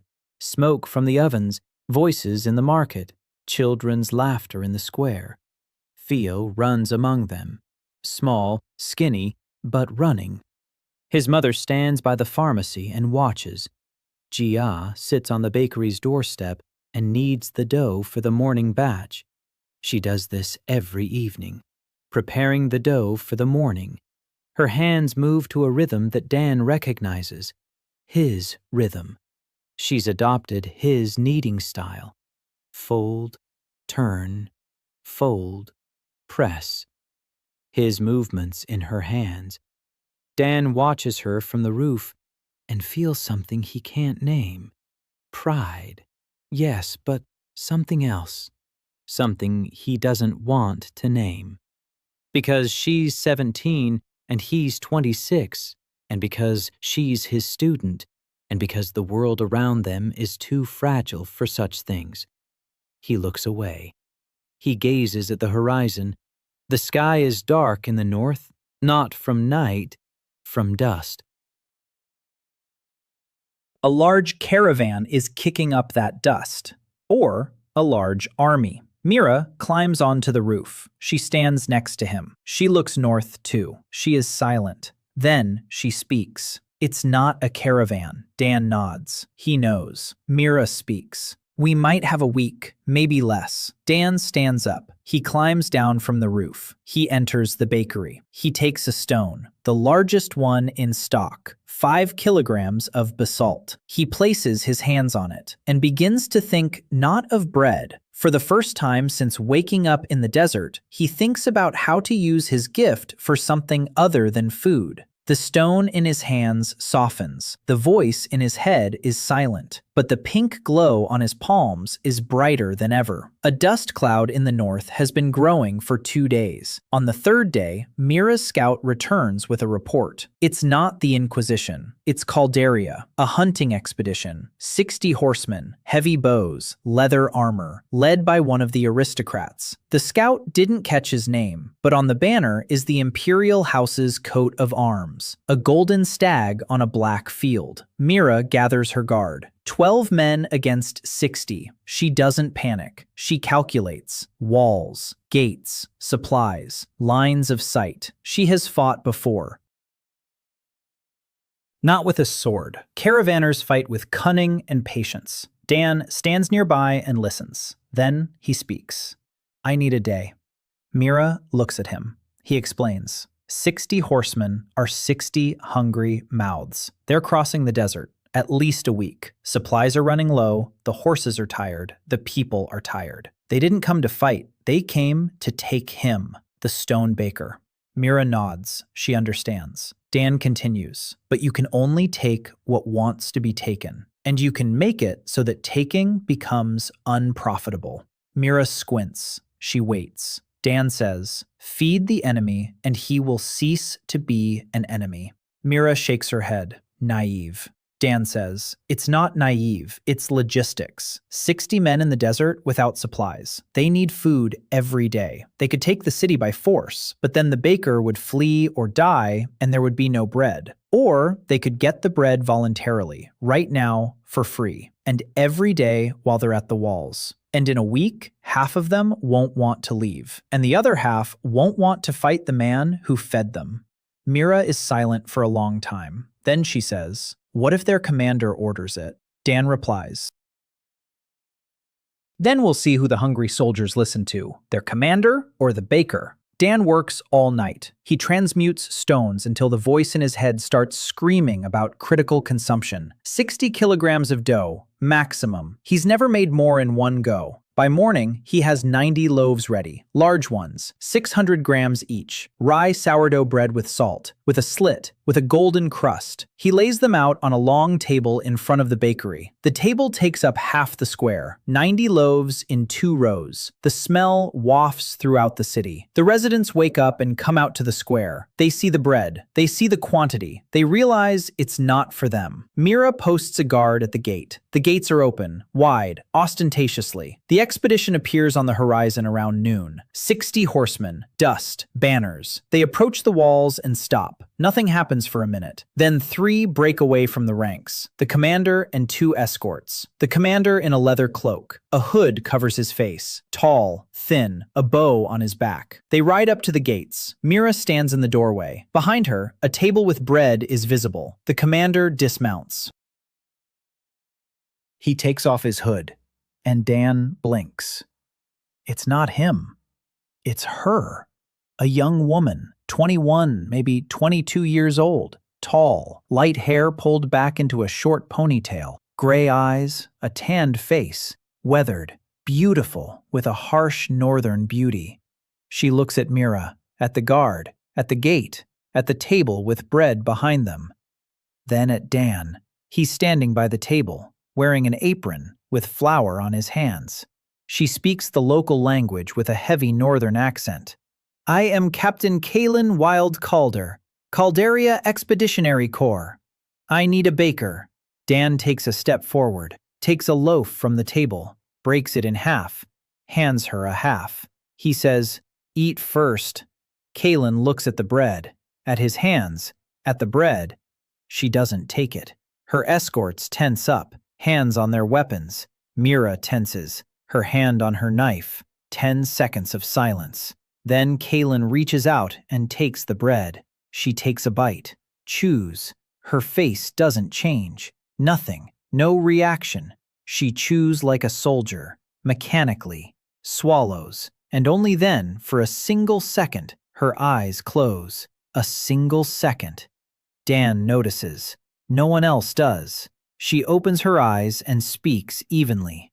My people are hungry.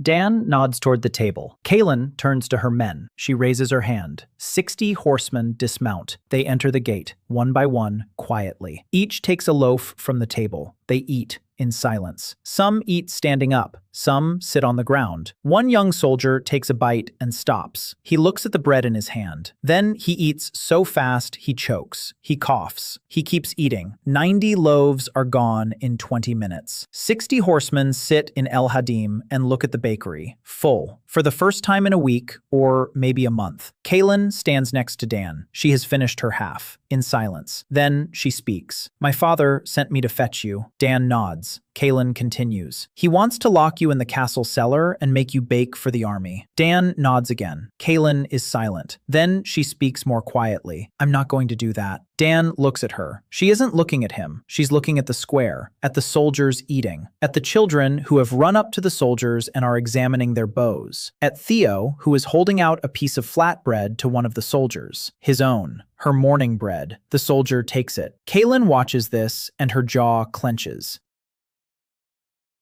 She says, I need a reason to stay. Dan says, I have an opening for a guard. Kalen turns to him. For the first time in the entire conversation, there's something other than stone on her face. Something resembling surprise. Dan shrugs. Pay is 1 loaf a day and a room. Kalen looks at him for 3 seconds. Then she says, I need terms for my people too, Dan says. A loaf of bread and a room for everyone. Whoever wants to stay, stays. Whoever wants to go back, goes back. I'm not holding anyone here. Kalen nods. She turns to her people. She speaks in Chaldean, a long sentence. Dan doesn't understand a word, but he sees the soldiers exchange glances. Then one stands up, then another, then 10 more, then 20 more. Of the 60 horsemen, 43 stand up and line up behind Kalen. 17 remain seated. Kalen turns to Dan. 43. Dan counts in his head. 43 soldiers, plus 12 of Mira's guards. 55 armed men. This isn't a guard anymore. It's a garrison. He extends his hand. Kalen shakes it. The handshake is firm, brief, businesslike. 17 Caldarians leave the next morning. Dan gives each of them 2 loaves of bread for the road. They take them silently and head north. Dan knows they'll tell the Emperor of Calderia everything, that the city is fortified, that his daughter stayed behind, that the baker feeds the enemies for free. But that's later. Right now, he has 43 new mouths and 43 pairs of hands. And for the first time since waking up in the desert, he has an army, one he really didn't want.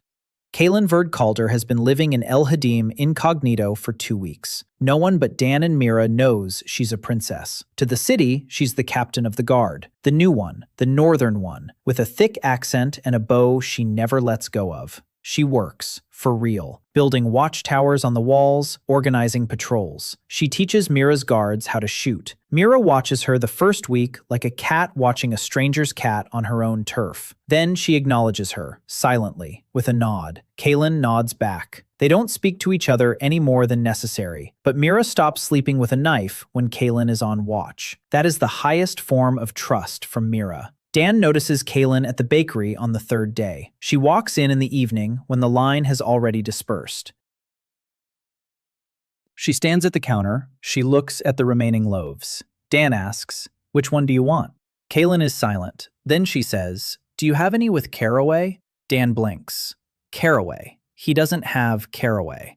But Naima brought in seeds last week from a wild plant that smells similar. Dan says, "Wait." He takes a piece of dough, mixes in a handful of seeds, shapes a small loaf, puts it in the oven, takes it out 20 minutes later, round, with a crack in the crust. The seeds, dark dots. It smells like cumin. Almost. Not quite, but close. He holds it out to Kaylin. She takes it, sniffs it, takes a bite, chews slowly. Her eyes close for 2 seconds. Last time, she was alone. Progress. She says, "It's not cumin." Dan nods. She says, "But it's similar." Dan nods. Kaylin takes the loaf. She leaves. The next day, Dan learns from Leah that Kaylin didn't eat the bread in front of others. She hid the loaf in her room and ate it alone at night. Leah knows because her room is next door and she heard Kaylin breaking the crust in the dark. Dan thinks about it all day. A woman who hides bread under her pillow. A princess who never ate anything prepared just for her. Only rations from the communal kitchen. Food as fuel, never as a gift. The next evening, Dan bakes another loaf with seeds. He carves a letter into the crust with a knife. K. Kaylin. He leaves it on the counter. He doesn't hand it to her. He doesn't say a word. He just leaves it there and goes to the far corner of the bakery to work with the sourdough starter. Kaylin comes in an hour later. She sees the loaf. She sees the letter. She stands over it for a minute. She takes it. She leaves. She doesn't eat it. The loaf lies in her room for 3 days. Leah sees it when she comes in to discuss the guard rotations. The loaf is on a mat, whole, untouched, with the letter K on the crust. On the 4th night, Kaylin eats it, alone, in the dark. In the morning, she comes to the bakery. She stands in front of Dan. She looks him in the eyes. She doesn't say a word. She turns around and leaves. Mira, who sees this from the doorway, snorts quietly. Dan doesn't understand. Mira speaks. She doesn't know what to do when someone is kind to her. It breaks her. Dan is silent. Mira continues. "I used to be the same." Dan looks at her. Mira looks away. Then she says, "Teach me to bake these cookies, the kind you take on a hike, with nuts."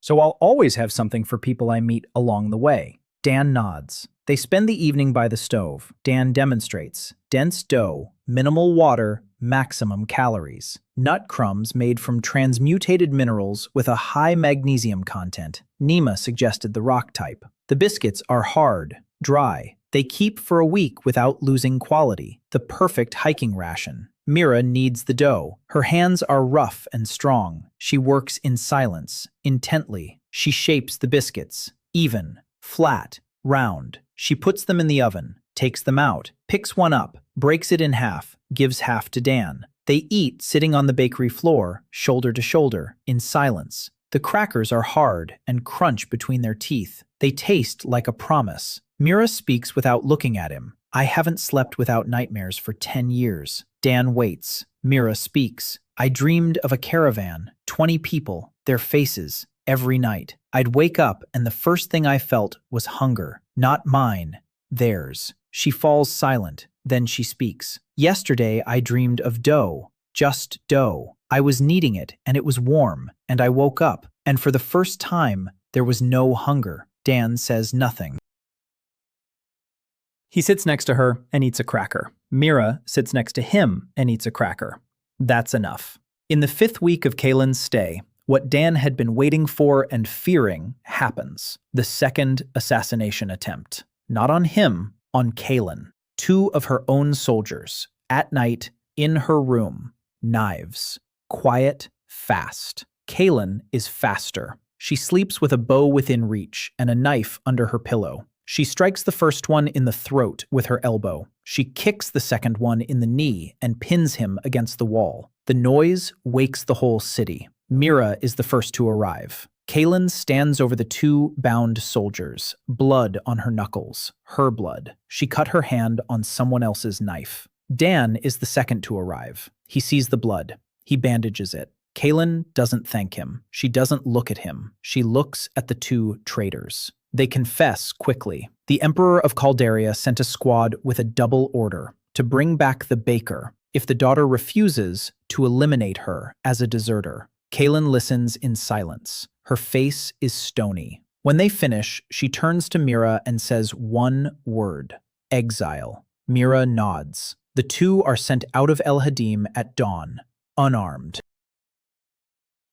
with water and bread for 3 days. Dan insisted on the bread. Kaylin didn't argue. After that, she doesn't leave her room for 3 days. On the 4th day, Dan brings her bread with seeds. He knocks, leaves it at the door, leaves. An hour later, the bread is gone. On the 5th day, Kaylin comes out. She climbs onto the wall. She takes her bow. She looks north. Then she turns to Dan, who is standing below by the bakery. She says, "I need a sign for your city." Dan doesn't understand. Kaylin says, "El Hadim, the free city of bread, so everyone knows." Dan looks at her. She's standing on the wall with a bow in her hand. The wind ruffles her light hair. The scar on her arm from the knife that night is still fresh. She isn't smiling, but in her gray eyes, there's alive. Dan nods. The free city of bread. It sounds like the name of a bakery. He can live with that. The 6th month. El Hadim officially exists. Dan signs a second trade agreement with Mirhad. Not with the order, with the merchant guild that competes with the priests for influence in the Central Empire. The guild wants bread. Dan wants oil and eggs.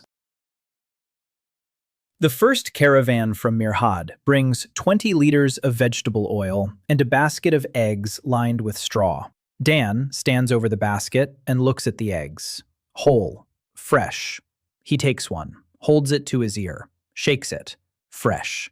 He hasn't held an egg in his hands for 5 months. 5 months of nothing but stone-ground flour and what the desert provides. Now he has oil and eggs. That means pastries, that means brioche, that means everything. That very day, he bakes his first brioche. Oil in the dough, egg in the dough. No sugar, but the sweet root of Naim gives it a caramel note. The brioche comes out of the oven and the bakery falls silent. All 15 apprentices stand and watch, golden, soft, shiny from the egg wash on the crust, with an aroma that makes your jaw drop. Dan breaks it open. The crumb is yellow from the egg, airy, moist, with a buttery texture that melts on the tongue. He hands out a piece to each apprentice. Jia eats her piece with her eyes closed and then speaks softly. "It's just like what Mom used to make." Dan asks, "What did Mom make?"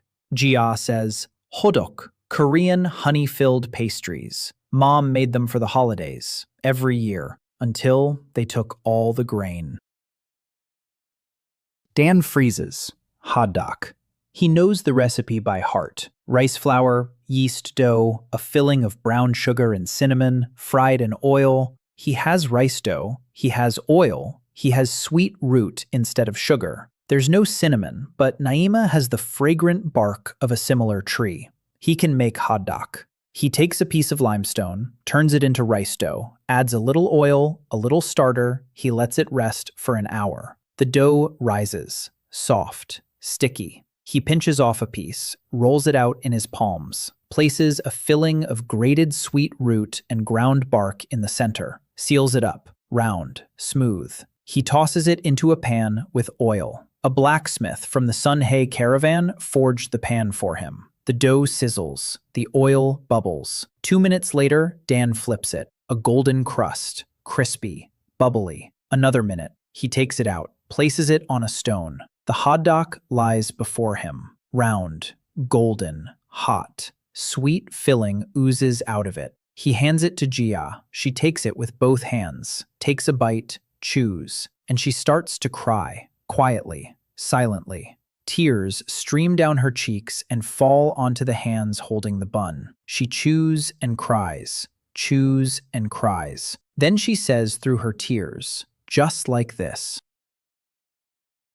Mom used to make them exactly like this. Dan sits next to her. He doesn't touch her. He doesn't hug her. He just sits there. Jia finishes the hodok down to the last crumb. She wipes her face. She looks at Dan and says, "Teach me. I want to make them myself." Dan nods. He teaches Jia how to make hodok for 3 evenings in a row. On the 4th evening, she makes a perfect one, by herself, without any prompts. The shape, the frying, the filling, everything. She holds it in her hands and doesn't cry. She smiles, widely. For the first time, widely. Dan sees that smile, and something inside him shifts. She's not a child anymore. She stands before him in an apron with flour on her cheek, her hands in the dough. Her eyes are bright. 17 years old, almost 18. He looks away, takes a stone, turns it into dough, works. His hands are busy. His mind is busy. It's safer that way. A week after the brioche, an invitation arrives from Sun He, official, on fine fabric bearing the imperial seal. Empress Han Yudin invites the baker El Hadim to the capital for a demonstration, for a conversation, for friendship. Dan reads the invitation with Leah's help. Leah says, "It's a trap." Dan says, "She's a 14-year-old girl," Leah says. "Behind whom stand the regents?" Dan thinks for 2 days. Then he says, "I'll go." Nira is against it. Kaylin is against it. Leah is against it. Naima is silent. Then she says, "Take some bread for her with you. Special bread." A little girl who eats only plain porridge because the regents fear poison. Naima knows Yurin's story. Everyone knows it. The empress who has never tasted good food. Dan spends 3 days getting ready. He takes Leah with him as a translator and advisor. Kaylin insists on a guard detail, 10 Caldarians. Mira stays in the city. Jia stays at the bakery. She's in charge. Dan tells her before leaving, "You'll manage." Jia nods. The caravan travels 9 days to the capital of Songhay. The capital is called Han Mo, a city on the banks of a shallow river. The palace is on a hill, white, shabby, huge for such a small country. Compensation. Dan is escorted into the palace, through corridors, through halls, past guards who look at him with both curiosity and suspicion. The throne room. Large. Empty. A girl sits on a throne that is too big for her. Small. Long black hair down to her waist. A court dress with wide sleeves. The gown is too big for her. She is drowning in it. 2 men stand beside her, regents, elderly, in expensive clothes. They look at Dan as if he were an insect. Dan looks at the girl. She looks at him. Her face is expressionless, pale, mature beyond her years. Her eyes are dark and attentive. Dan bows, not deeply, politely, the way they bow in Korean culture. A bow of respect, but not of submission. One of the regents says something sharp. Leah translates in a whisper. He demands that you get down on your knees. Dan doesn't get up. He takes a small bundle out of his bag. bag. He unwraps it. Inside is a hodok, a small one. He baked it that morning from a stone from the palace garden, on purpose, in front of witnesses, so that no one could accuse him of poisoning it. The stone became dough before the guard's eyes. The dough became a pastry before the cook's eyes. Dan approaches the throne. The regents step forward. The guards raise their spears. The girl on the throne raises her hand. Everyone freezes. She looks at Dan, at the hodok. Dan holds out the pastry. She speaks in the local language with an accent that is now almost imperceptible. I baked this for you, from a stone in your garden, in front of your people. It's safe, and it's delicious. Empress Han Yudin takes the hodok with both hands, like Jia, with her small palms. She brings it to her face, sniffs it, takes a bite. She chews. The sweet filling drips down her fingers. She chews slowly, swallows, takes another bite, finishes the whole thing, licks her fingers, then looks at Dan and says in a voice that sounds like a grown woman's in a child's body, I want all the children in my empire to try this. The regents exchange glances. Dan nods. He says, then let's talk about how to make that happen. El Hadima opens at the start of the second year, 100 students. Dan didn't want to call it an academy. He wanted to call it a workshop. But Leah said that in a world where priests control knowledge, the word academy is a weapon. If knowledge about bread becomes an academic discipline rather than a religious secret, then the order loses its monopoly not on bread, but on the right to teach. Dan agreed. 100 students from all three empires, 30 from Sonhe, young, hungry, sent by the empress, 20 from Mirhad, merchants' children, practical. Counting every gram, 15 from Calderia. They came on their own, without the emperor's permission, on foot through the desert. The rest are locals, from El Hadim and the surrounding area. Jia is the head instructor for shaping. She is 18. She stands before students twice her age and demonstrates how to fold the dough. No one argues. Her hands speak for her. Ras teaches the standardization course. Identical loaves, identical weight, identical shape. Assembly line discipline. Leah teaches the history of bread, where the grain gods came from, how the blessing worked, why the order turned knowledge into a secret. She is the only one who can tell this story from the inside. A former inquisitor who became a teacher. Naima teaches a course on therapeutic baking. 7 recipes have become 12. She and Dan never stop experimenting. Bread for diabetics with slow-release carbohydrates made from buckwheat dough. Bread for nursing mothers with a higher fat content. Bread for warriors with maximum calorie content and a long shelf life. Dan stands in the academy courtyard and watches 100 people kneading dough at the same time. 100 pairs of hands, 200 palms. The sound of kneading fills the courtyard like music. Slap, slap, slap. Rhythmic, steady, he thinks. If each of them teaches 10 more, 1,000 bakers. If 1,000 teaches 10 more each, 10,000. The continent feeds itself. Without him, without his gift, without transmutation, just with hands and knowledge. That is the point. He is not the one who must feed the world. He must teach the world to feed itself.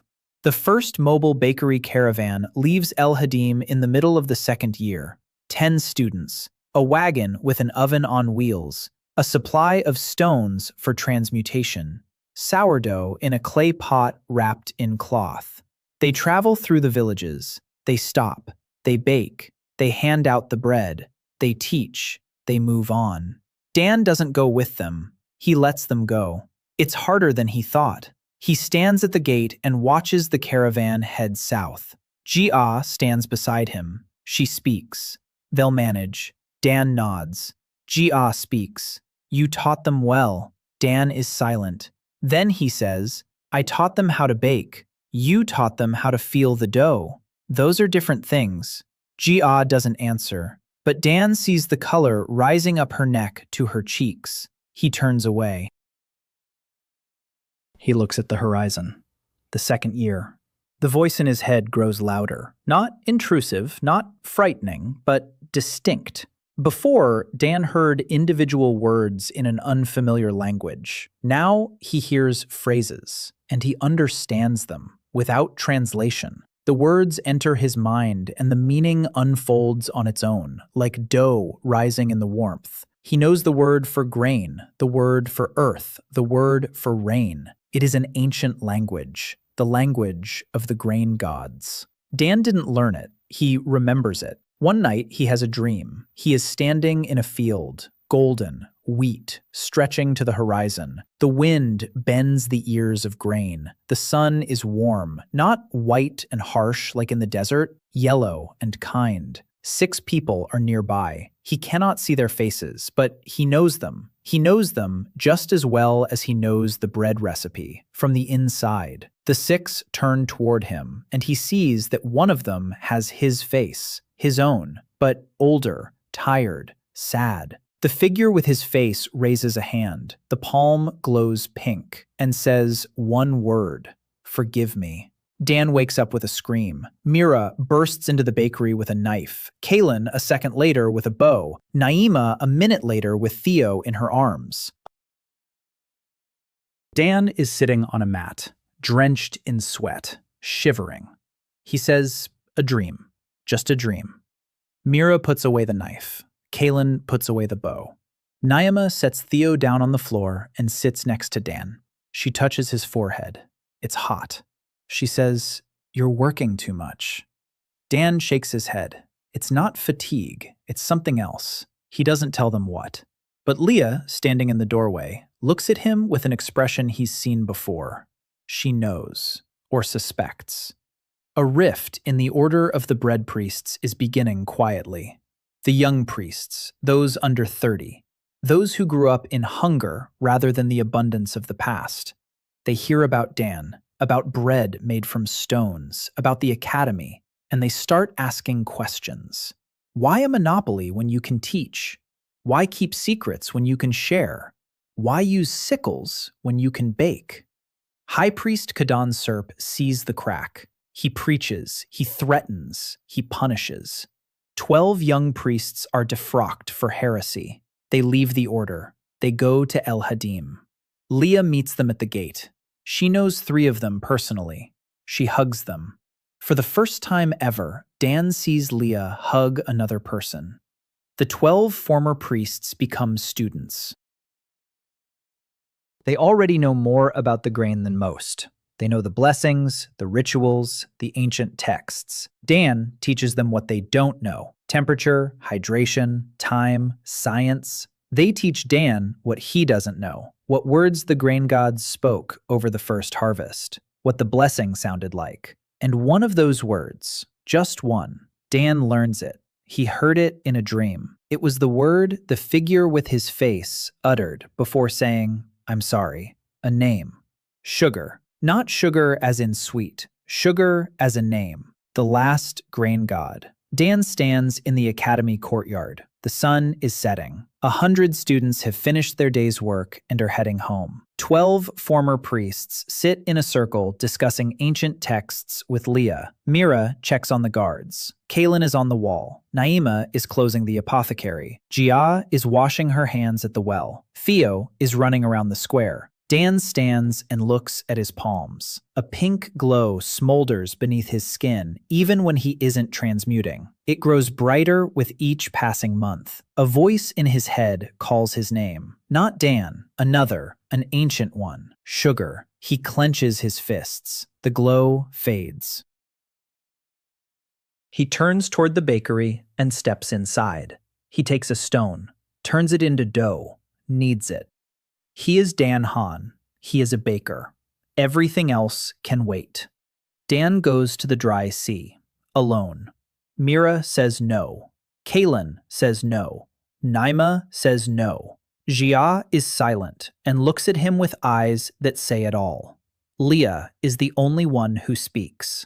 Go. Because she knows. She has read all the ancient texts. She knows that the last grain god left the world of his own accord, from the place now called the Dry Sea. from the center of the Naxar Desert, from the very place where Dan opened his eyes 2 years ago. If the answers are anywhere, they are there. Dan leaves at dawn. Backpack, water for 5 days, stones for transmutation, sourdough starter in a small pot just in case. He walks along the road he took 2 years ago, but in the opposite direction, past the basalt cliff, past the place where he found Mira's caravan, further on, into the desert. On the 3rd day of his journey, he notices something. Grass, green. 3 stalks are sticking out of the sand on the side of the road. He stops, crouches down, touches it. Real. Alive. Green grass in a desert where nothing has grown for 70 years. He walks on. There are more stalks.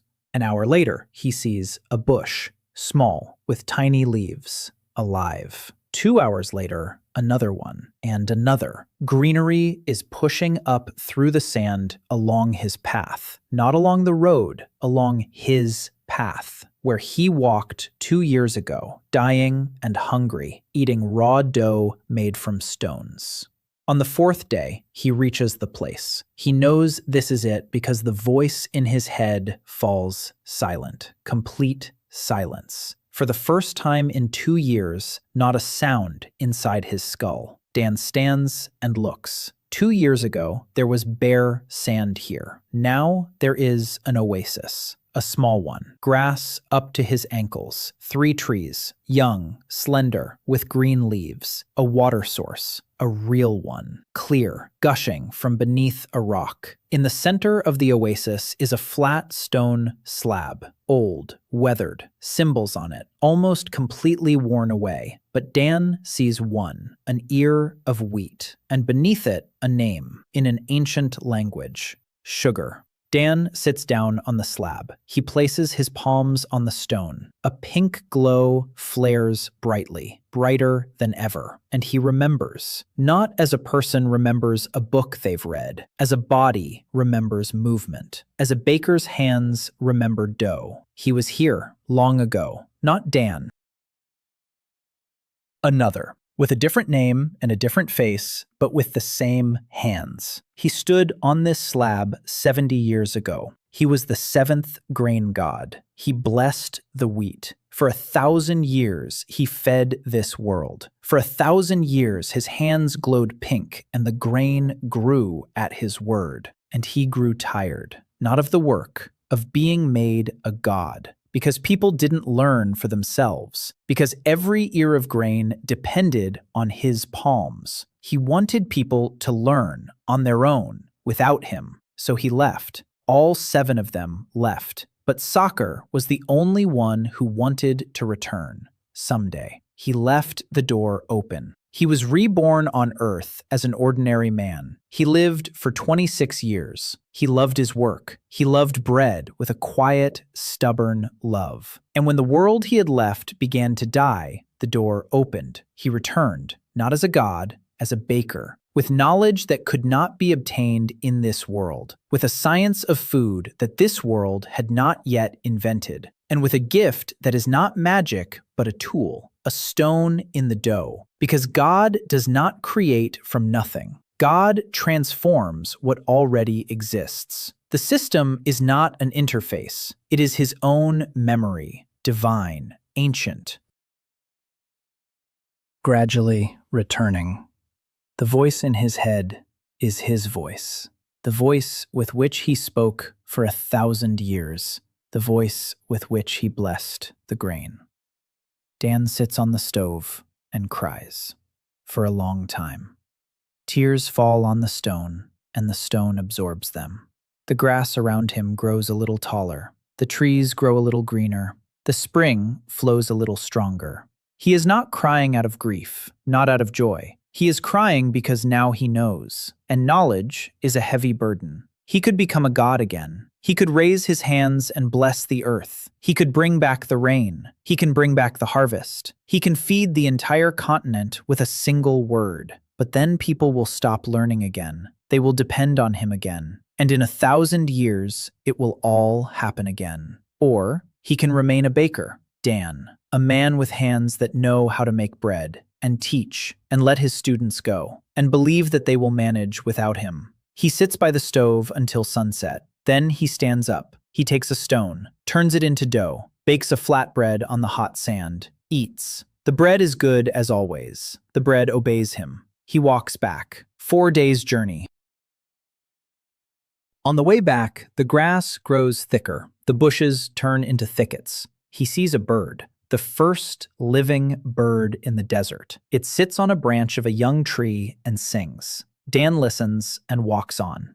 El-Hadim meets him on the 5th day. Mira stands at the gate. Her face is stony. Her eyes are red. She hasn't slept, not for all 5 days. She sees him and her shoulders slump. She doesn't hug him. She just stands beside him, shoulder to shoulder, and walks with him to the bakery.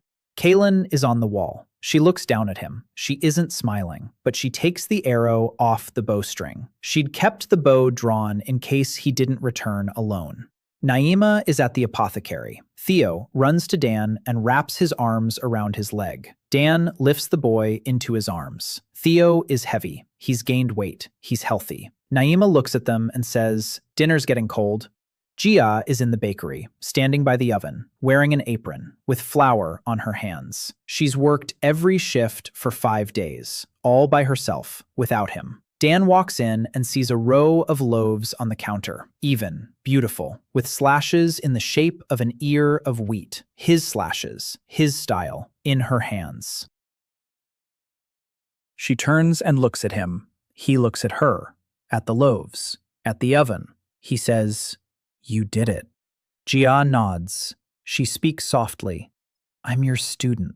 Of course I did it."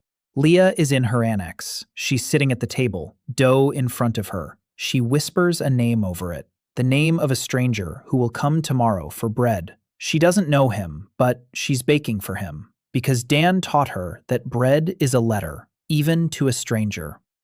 Evening. Dan stands on the roof of the bakery. Sunset. Orange. The city below him is alive. The windows are lit. The smell of bread wafts from a dozen ovens. A caravan from Sonhe is passing through the square, carrying gifts from the little empress. At the gates, Kaylin is talking to Gia. Kaylin is laughing, quietly. It's the first time Dan has heard her laugh. Naima calls him to dinner. Mira checks on the guards.